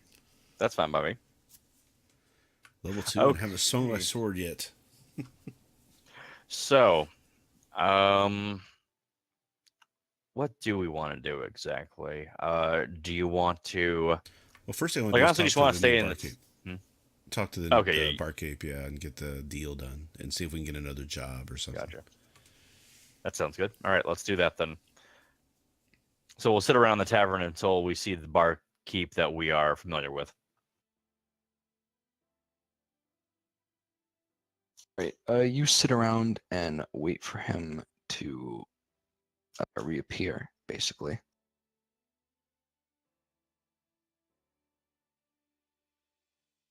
And he does. At about 8 in the morning, just after the breakfast rush, he swaps in, and the other person goes and leaves, goes up to the rooms, and you presume there's a room there that they go to sleep in.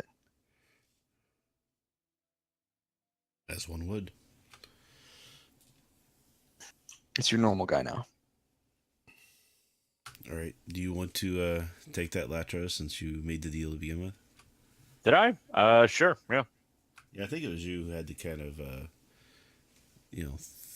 throw it down on the table and say, "Give us something better." Conversation. Okay. All right then. So I approach with the form that guy signed, and I say, "Yeah, we got the silver mission done. No problem." Oh, that's excellent. So, let me see that. You got the paper? Yep, I hand it over to him. Excellent, excellent, wonderful. I assume we paid you already? Yes, he did. Either way, here is your bonus for completion. Excellent. Since the report here is good. And he gives you a further 20 copper. Nice. I hand that over to Bron since he's holding onto this stuff.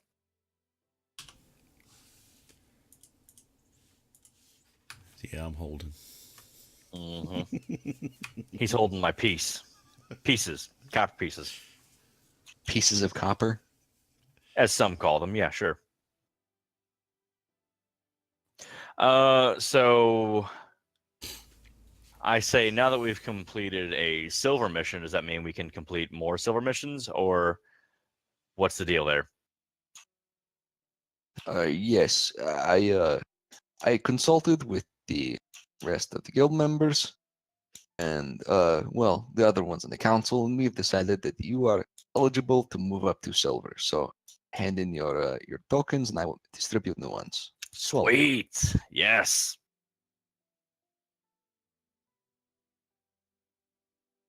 Which I assume we do. We just hand over all our tokens, get new ones. That's awesome. Yep. And so I'm like, well, let's look over the fucking board then and see what we're gonna tackle tomorrow.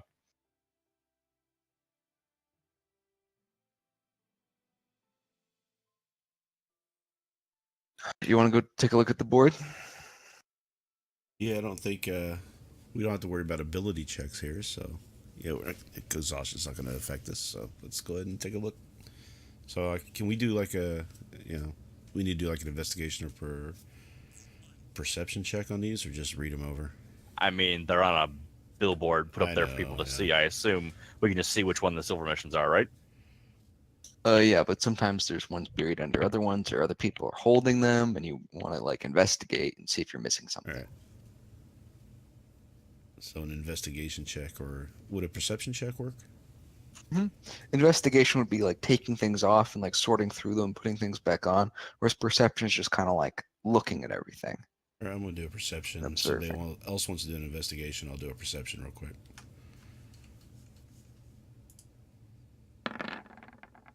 Oh. That was supposed to be normal, but they're both pretty the same. So. The one on the left, right, is what we're supposed to take. Yeah, that's what I heard. Yeah. So yeah, I got a 20. on the roll for that. Beautiful. All right. There's a bunch of different jobs. One in particular catches your eye, and it is a job to investigate sand wraiths and recent sightings of sand wraiths out in the deserts. The fuck be a sand wraith? You don't know. I But guess this not. is funded from the guild. This is not a private thing. This is Oh. like guild in-house cleaning. So this one's going to pay real well and make you look real good. Nice. And this is a silver mission, though. Mhm. All right. So I point that one out, and I'm like, "What do you think, guys? Huh? The pay is good." The sand wraiths.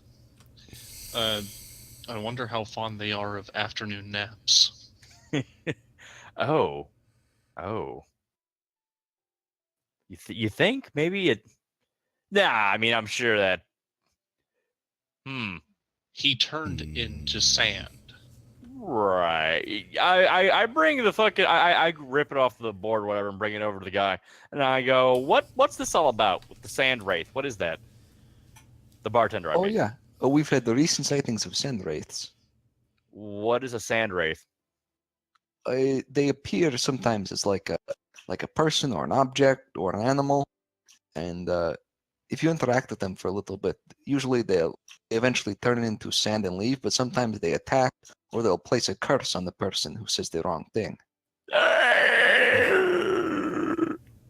Good job, Grant. You got cursed. No, I'm sure it's Sure it's fine. fine. It's okay. It's I'm like patting fine. myself It's all down. Burst I'm into like, flames. This is okay. It burns into flames. It's all fine. God. I didn't roll a 1, okay? I don't know if we said Huh. the wrong thing or something. You No, picked no, up he- his he- hat. He turned into sand and went away. It's okay. He didn't curse me. He just said if He did- like he that did sand wraith seem to 101. not- They He did seem to not like dwarves very much. Yeah, I mean, but that's because he was in character. Okay, he was playing a racist old guy. It's okay. He wasn't old. No, but he thought he was thousands of years old. That makes him old. Maybe he's a method actor. My God. He's a method wraith. Such a method actor. You actually committed genocide just to get into role. Okay, so I asked the guy. I'm like, how do I find out if I've been cursed or not? The barkeep. But generally, bad stuff will start happening to you.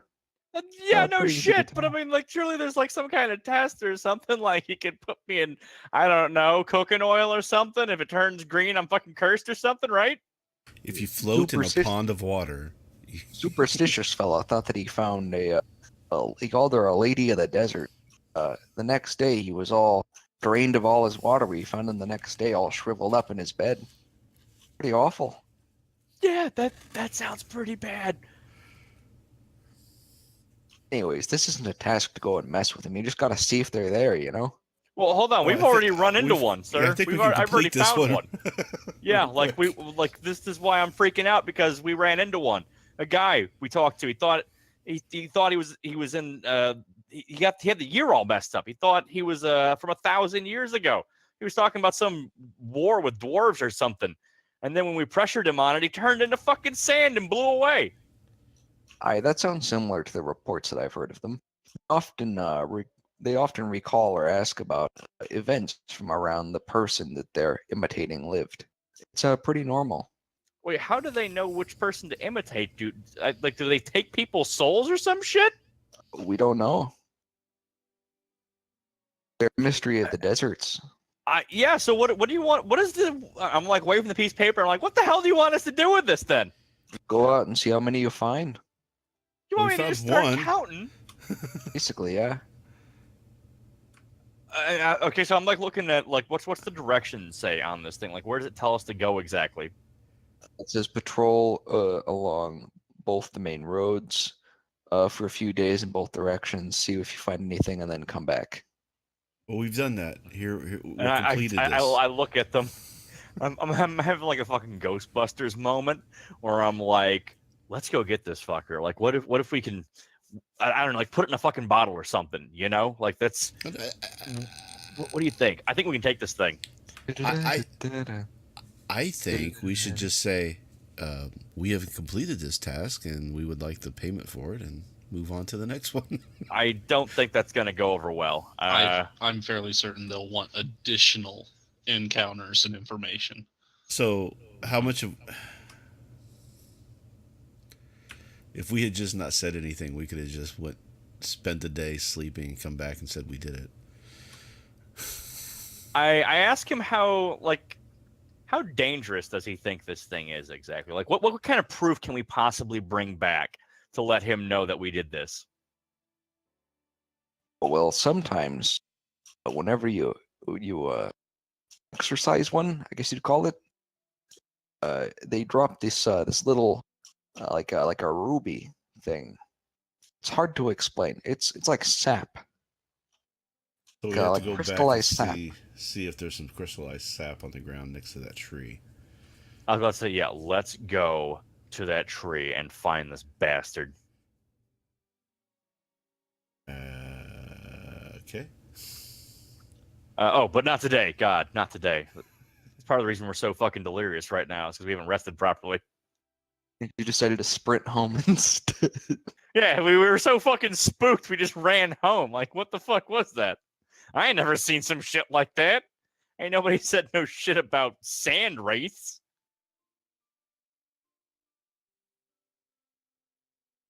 We used to have a problem with people faking reports, so we made it so that you get the reward even if you don't find anything.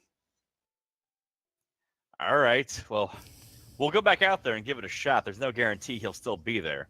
But between you and me, I assume the reward will be more substantial should we come back with evidence of him, that ruby. Or maybe that itself is fairly expensive, eh? You get a bonus the more you bring back, and they are valued by collectors indeed. All right. We'll take it. Okay. Well, I think we should spend a little bit of time figuring out what we can about them. I like this idea, yes. I say, would there be, or if he knows of someone in town who would be more knowledgeable about a sand wraith? There's a few fellows. Do you happen to have names or locations of said fellows? You could talk to the yes, you could inquire at the College of Mages lives here, or you could try the library if you're more of the book searching type, or you could always try to talk to the sage. I'm not sure if he's still taking visitors. The sage, who's this? The sage, he's the elderly fellow that lives up near the apex.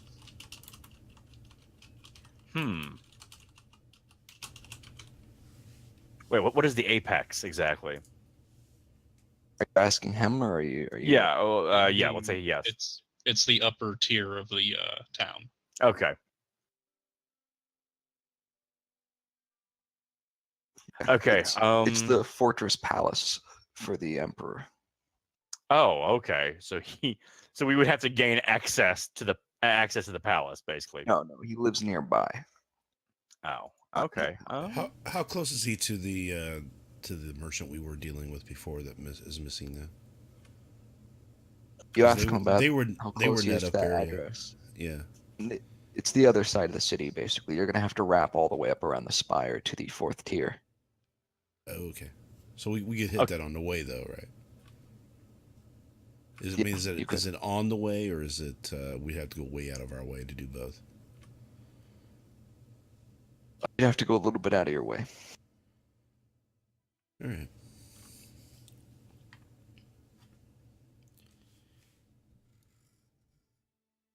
Okay, so this is my suggestion. I think I should head to the library. You guys head to the Mage College, and we'll see what we can scare up.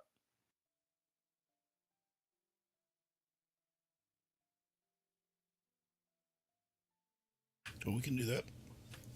Sure. Are we splitting the party already? Yeah. I mean, just in town to look for information. I see no problem with that.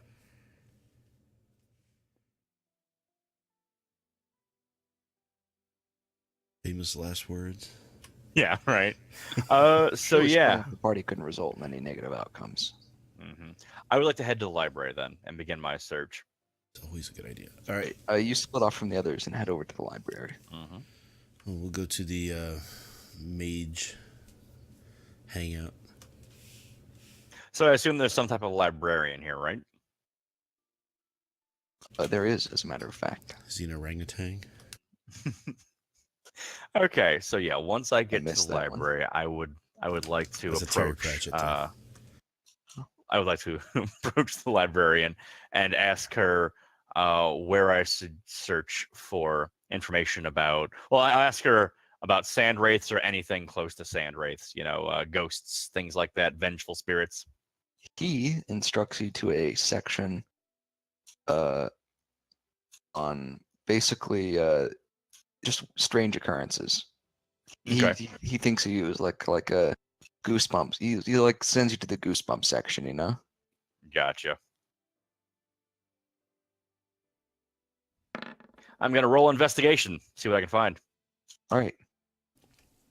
You find a book that is probably what you're looking for, and it's about dangerous creatures of the desert. Is it the Young Reader's Guide to Dangerous Creatures? Something like that.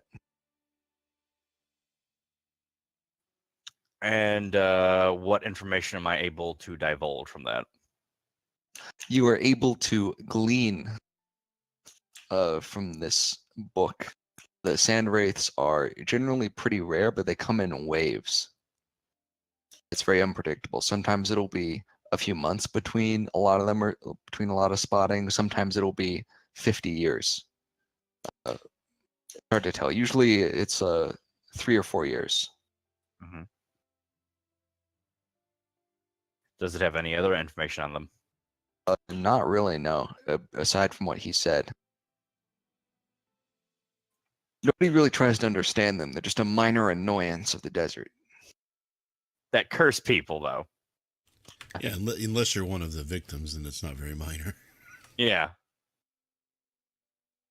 The like bees, right? It's like, yeah, sometimes you get some minor stings. Sometimes you're allergic Sometimes and you're you fucking allergic. die. Yeah, exactly. Yeah, right. I guess that's one way to look at it. Okay, so while I'm doing my studying or whatever, I guess you guys are doing the college stuff.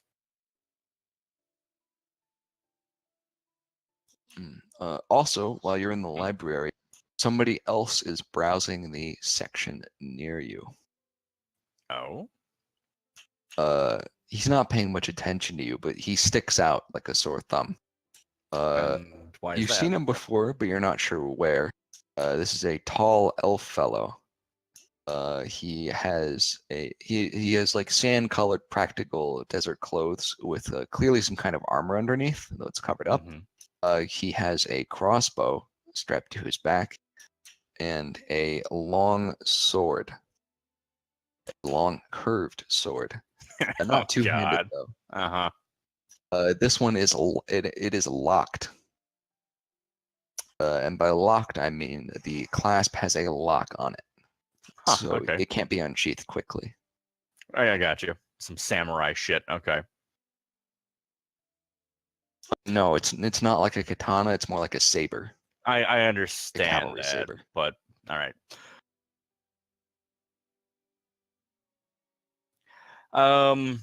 So he's just like near me. Yeah, vaguely. He's perusing your section. Okay. So my guy's like fucking out of it, right? And I'm just gonna say like not like I'm like thinking out loud, and I'm just like looking for the book, and I'm like, sand wraiths, horrors of the desert. He gives you a weird look, since you're kind of paying attention to him now. He gives you a weird look, but he doesn't say anything. I'm like, what are you looking at, skinny? Doesn't say anything. Okay, then if that's the case, I close the book and just walk away. Then Yeah, he seems to relax a little bit once you walk away. okay, but yeah, I'm pretty much done here.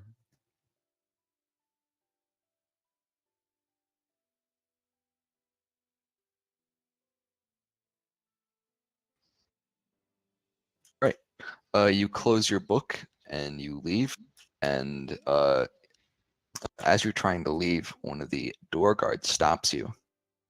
Where's your library fee? I say, oh, how much is it? It'll be 20 copper. That's horseshit. That fucking meal is like 1 copper. Like I'm like, that's highway robbery. That's ridiculous. Well, reading a book is a lot more valuable than eating drivel from a pub. Pay up. I respond that I do not have that much on me. My companions carry my money for me, and they're not here. Ain't that just a right shame? Looks like the librarians will have to put you to work for a little bit. What do I need to do? Go talk to him. I He'll have okay. something for you to do. No. I'm like, come on, dude. Like, I needed some information. I'm with the guild. You see, there's some bad sand wraiths out there doing some stuff, and I needed to read up on them so I can take care of this menace. Surely that's practically a public service. I'm gonna throw persuasion there, which is my strong suit. Like my persuasions are always high. So here I go. Okay. The guild, eh? Of course. Fucker!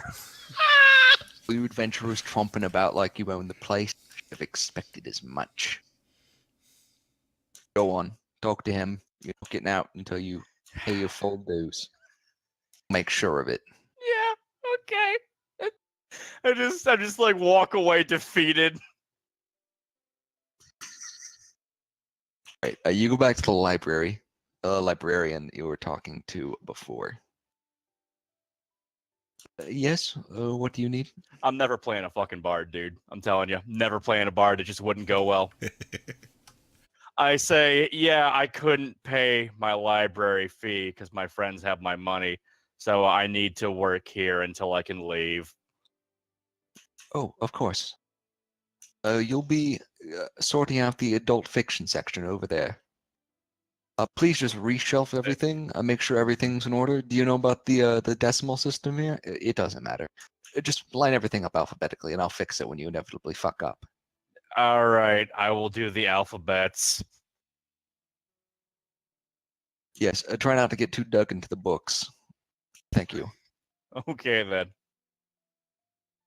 So I go about doing that. Right. You're off sorting the adult fiction section. Hey, look at it on this way. You There's might just get like some nobody extra experience masturbating points. back there, is there? Like, No. thank Not God. right now. What do you mean, not right now? You don't know if anybody does or not, so you're just going to Okay, assume okay. that there's Mhm, nobody here mhm. right now. Normal Okay. trend.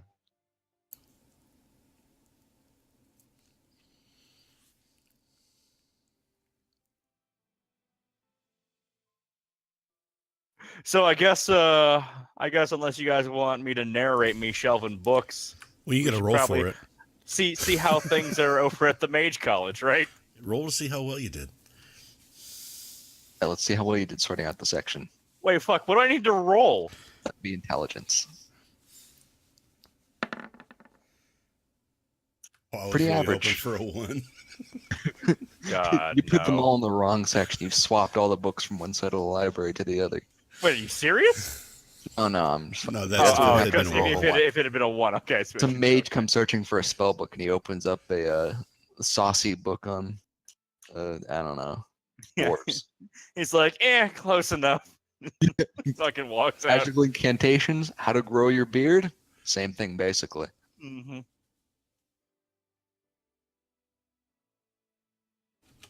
So- Is that like male enhancement for dwarves? Like growing your I beard? guess it is, yeah. They put like Rogaine on their fucking chin or something.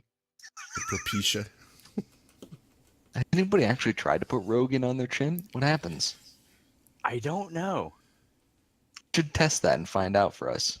I think my Aunt Bertha does it above her lip because holy shit. I would imagine nothing would happen because it really just replaces the follicles that were already there, but that are not working because of the testosterone Hmm. thing. So that would be my suspicion. He has a lot of experience growing back hair, does he? Well, some of us have been losing our hair as we are in our 50s. Happens, eh? I've been losing my hair since I was in my mid-teens. And, well, I have Jesus. Yeah, I have too, but you can imagine where I'm at now. All right. Deep So, into the lands of male pattern baldness.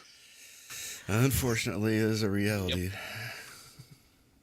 okay, so while I'm shelving books, how are they faring?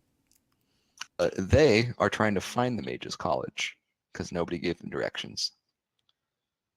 Okay, well, I would imagine it would be the highest concentration of robes. Wow, that's stereotypical, but also correct. Yeah, you find all the people wearing robes and you follow them, the ones that aren't priests. There are a few mages moving about the city, so you eventually find some, and you just basically track them back to the Mages College, which is a lovely building. It almost looks more like a bank than a college, though you can tell that it extends out into the other buildings nearby. It's a large university area almost. All right, so we will try to approach an official desk of some sort or person or. You walk in the main building, or what you assume is the main building.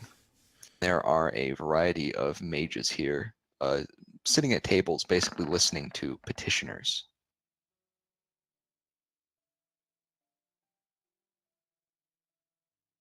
All right, so with a perception of 7, do I, glean who I should be talking to, or do we just have to kind of ask around?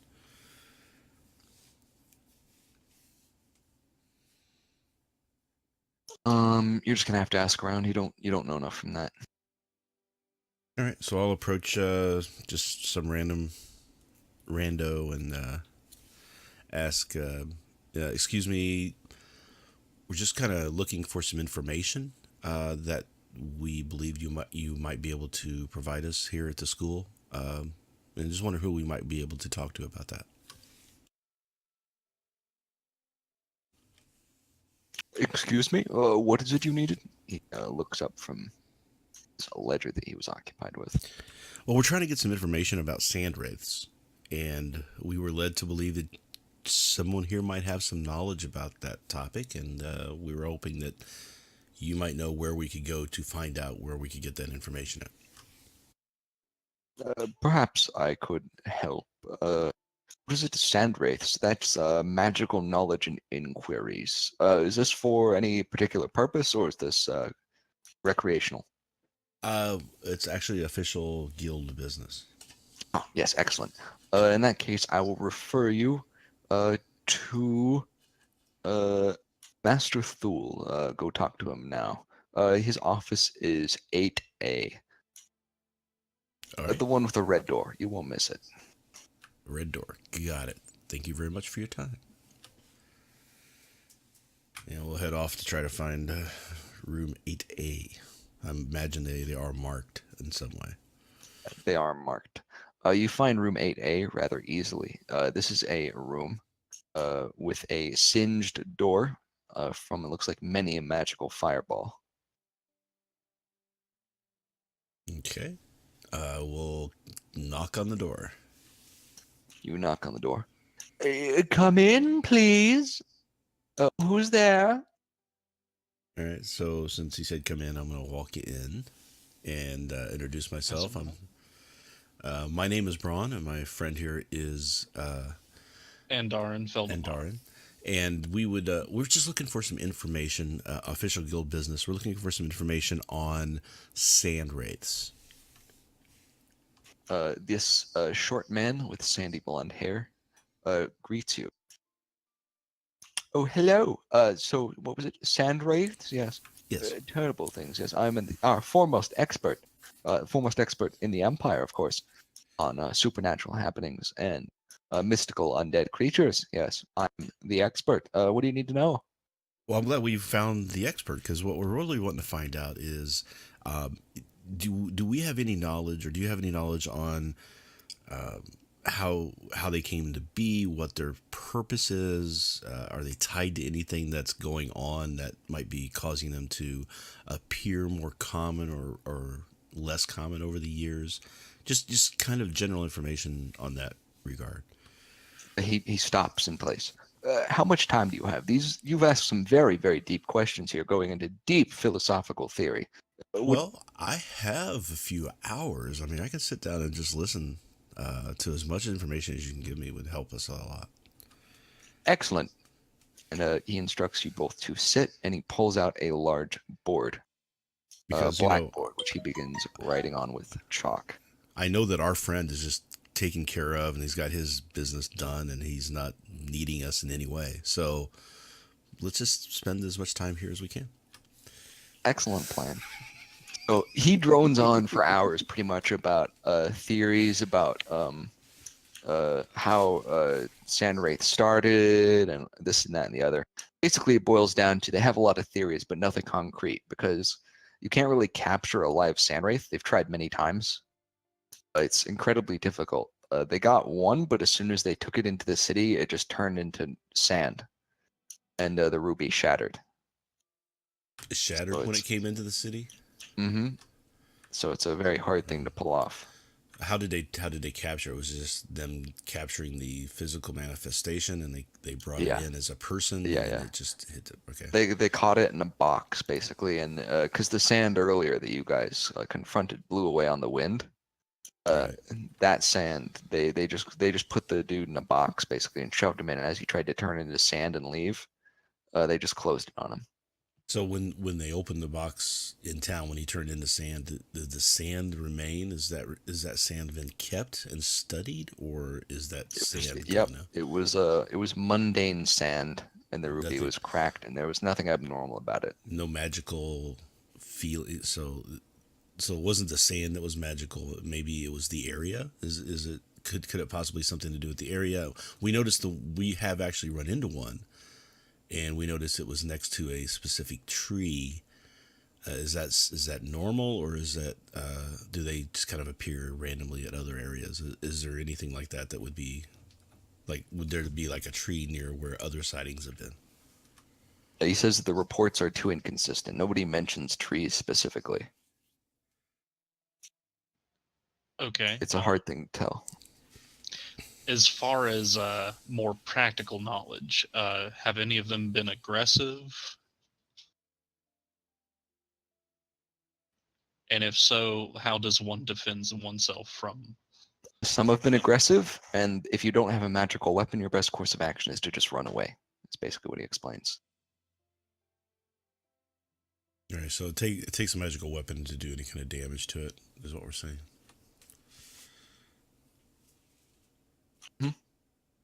And what causes them to shift into sand and go away? Is it because like I said, we had that conversation with one, and at some point he just did that. Is there a certain type of phrasing or identifying that you notice something's wrong with it that causes it to dissipate, as it were? The different things seem to set them off. It's hard to say for sure. And we think these are individual entities and not some sort of linked manifestation of something else. Yes, as far as he can tell.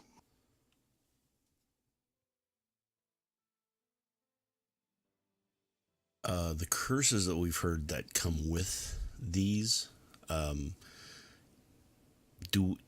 is there any knowledge of how they get implemented, or is there any way to avoid them?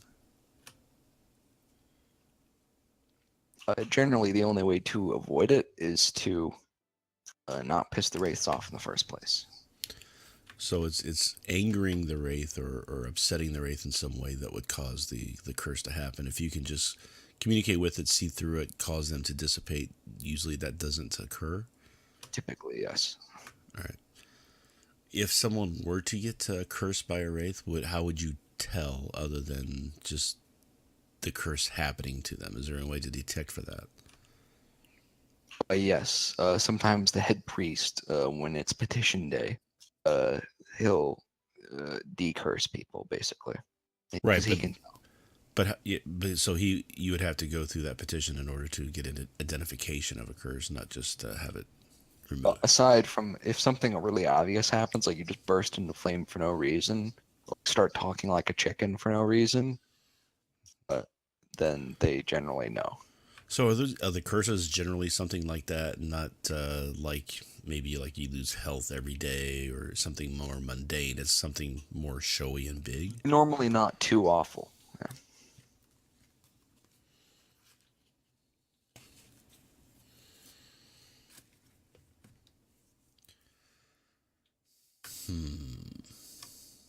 And we don't have any idea where they, kind of come from. So that we don't think that they're man-made in any way. He's saying that no, they're probably not man-made. All right, it's just a magical anomaly of sorts. Is magic a common thing in this area or this realm that maybe some leakage of magic is causing this, or is it more of a non-usual thing, magic?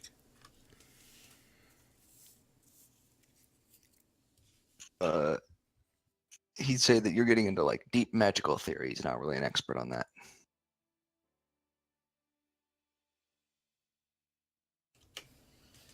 All right. Yeah, I noticed fireball scorches around the door. What else do you study here besides just wraiths? Those are just minor training accidents. Nothing to worry about. Nobody's Okay. blown up the main building in like 100 years. Well, that's good. That's good. You got one of those OSHA signs that say, 100 years since the last accident or something. I'm not sure what else to ask. What about you, Adaron? No, I can't think of much else.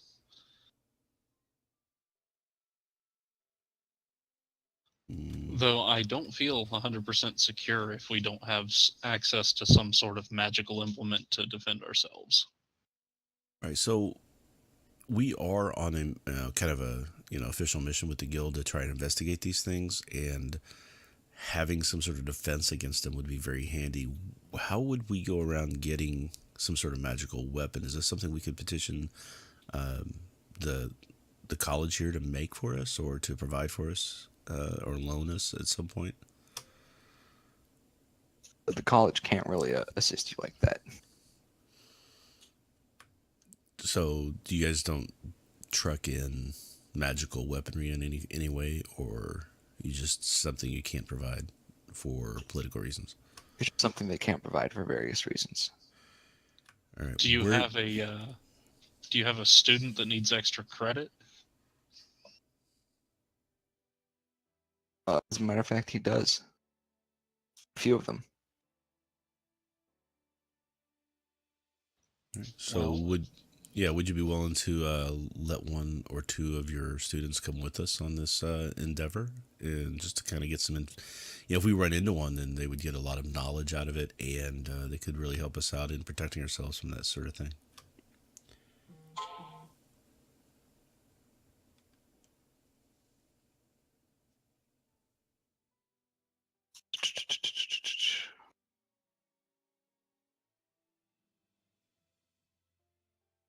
No, he will not let you bring any along, unfortunately. Have you experienced this in your studies? Have you actually seen one and worked with one? He says that he was one of the people to originally go on the mission to capture one. To capture one, okay. So that wasn't too long ago then, right? So I mean, what race is he that I would think he's been around a while, or? He's a human. So he's a human. So this was fairly recently when this happened then, the last A 20, few 30 years, years. Yeah. All right. How often so I've heard tell that sometimes they come in waves, or sometimes they'll go 50 or 60 years without seeing any. Have they noticed an increase in sightings in the last few years? I imagine that's why there's the. And that's what mission they for said. it. Like in the past few months, there's been more. It's been an increase, right? All right. Well, I think I'm pretty much out of questions at this point, and they're not able to provide us any real help. So I'm going to thank him for his time and bug it. Yep. I can't think of anything else. All right.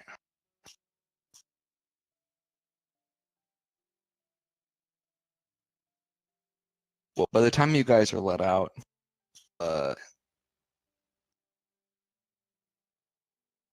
Grint is also finished with his quest, though his one was a little bit more monotonous than yours, but only just barely. Mhm.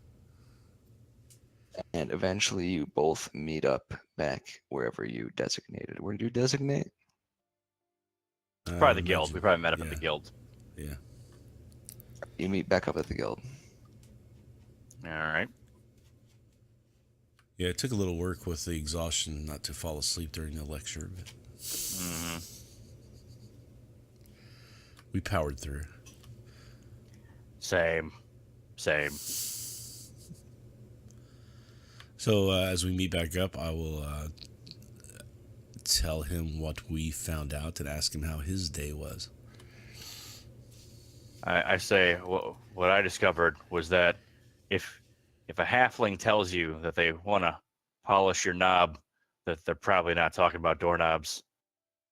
Unless That's they're just talking about all their doorknobs, in which case you're going to Yeah. be stuck doing those things for years. that's just the books that I read. That's not the book I was looking. It's not important. I mean, I like my guy's like so fucking tired he can barely keep it going. He's like, but I found out that I honestly don't even remember what I found out. It wasn't nothing new, really. I found Yeah, the if I book about remember. wraiths and that. What the hell did I find out? There was nothing in that book. Yeah, I don't think there was, as I remember, is like pretty much everything you'd already heard. Yeah. So I said I found nothing. I said I found nothing new. Nothing we didn't already know. All right. Well, I did find out that we need a magical weapon to defeat one if we were to run into one, which is kind of they wouldn't give us or even make one for us, which was a little annoying. Right. I say I do have an idea of sorts, though. And so I approached the bartender. All right. And I asked the bartender how much it would be to get like a small keg of his cheapest beer or whatever he has. Small keg of his cheapest ale. Sure. That's going to cost you a silver. Fuck, what? No way. That's Ale's ridiculous. expensive. How much is an ale, like a regular just drink? 10 copper. Is it really? A meal is 1. That's ridiculous. It's a lot easier to go out and find some roots in a desert than it is to find something suitable for brewing. Suppose.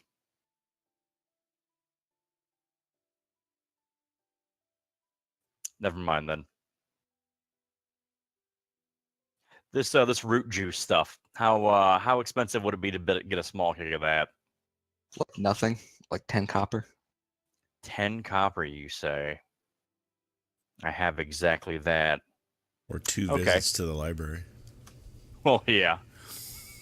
So I tell him I want a small keg of that root juice stuff.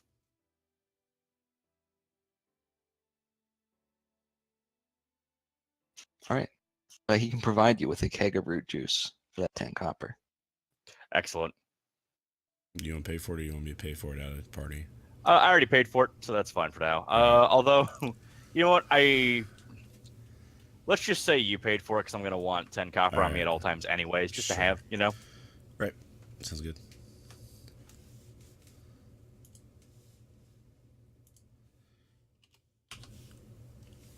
Okay. So what are you thinking? And I'm thinking we get them nice and moist. What? Is this What? sand? Yeah. Mm-hmm. He's going to make him wet, man. He learned some stuff.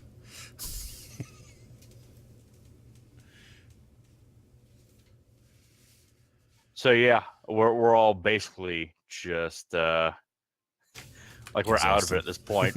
Yeah, like we're done for the day. Like we are so done. So I figure we just Just rest for the night. do what needs to be done and get a rest. Yeah. And honestly, that's a pretty good place to Yeah, that's what I was thinking too. stop it for today. Yeah. I think so.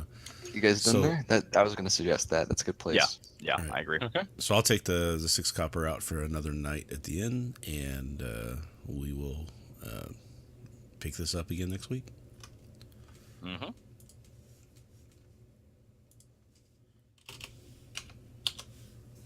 All right then.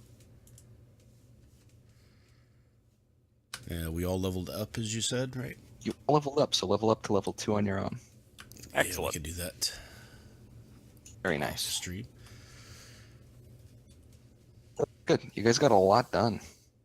We did. You got lucky with the kobolds too, which is pretty good. That was nice to be able to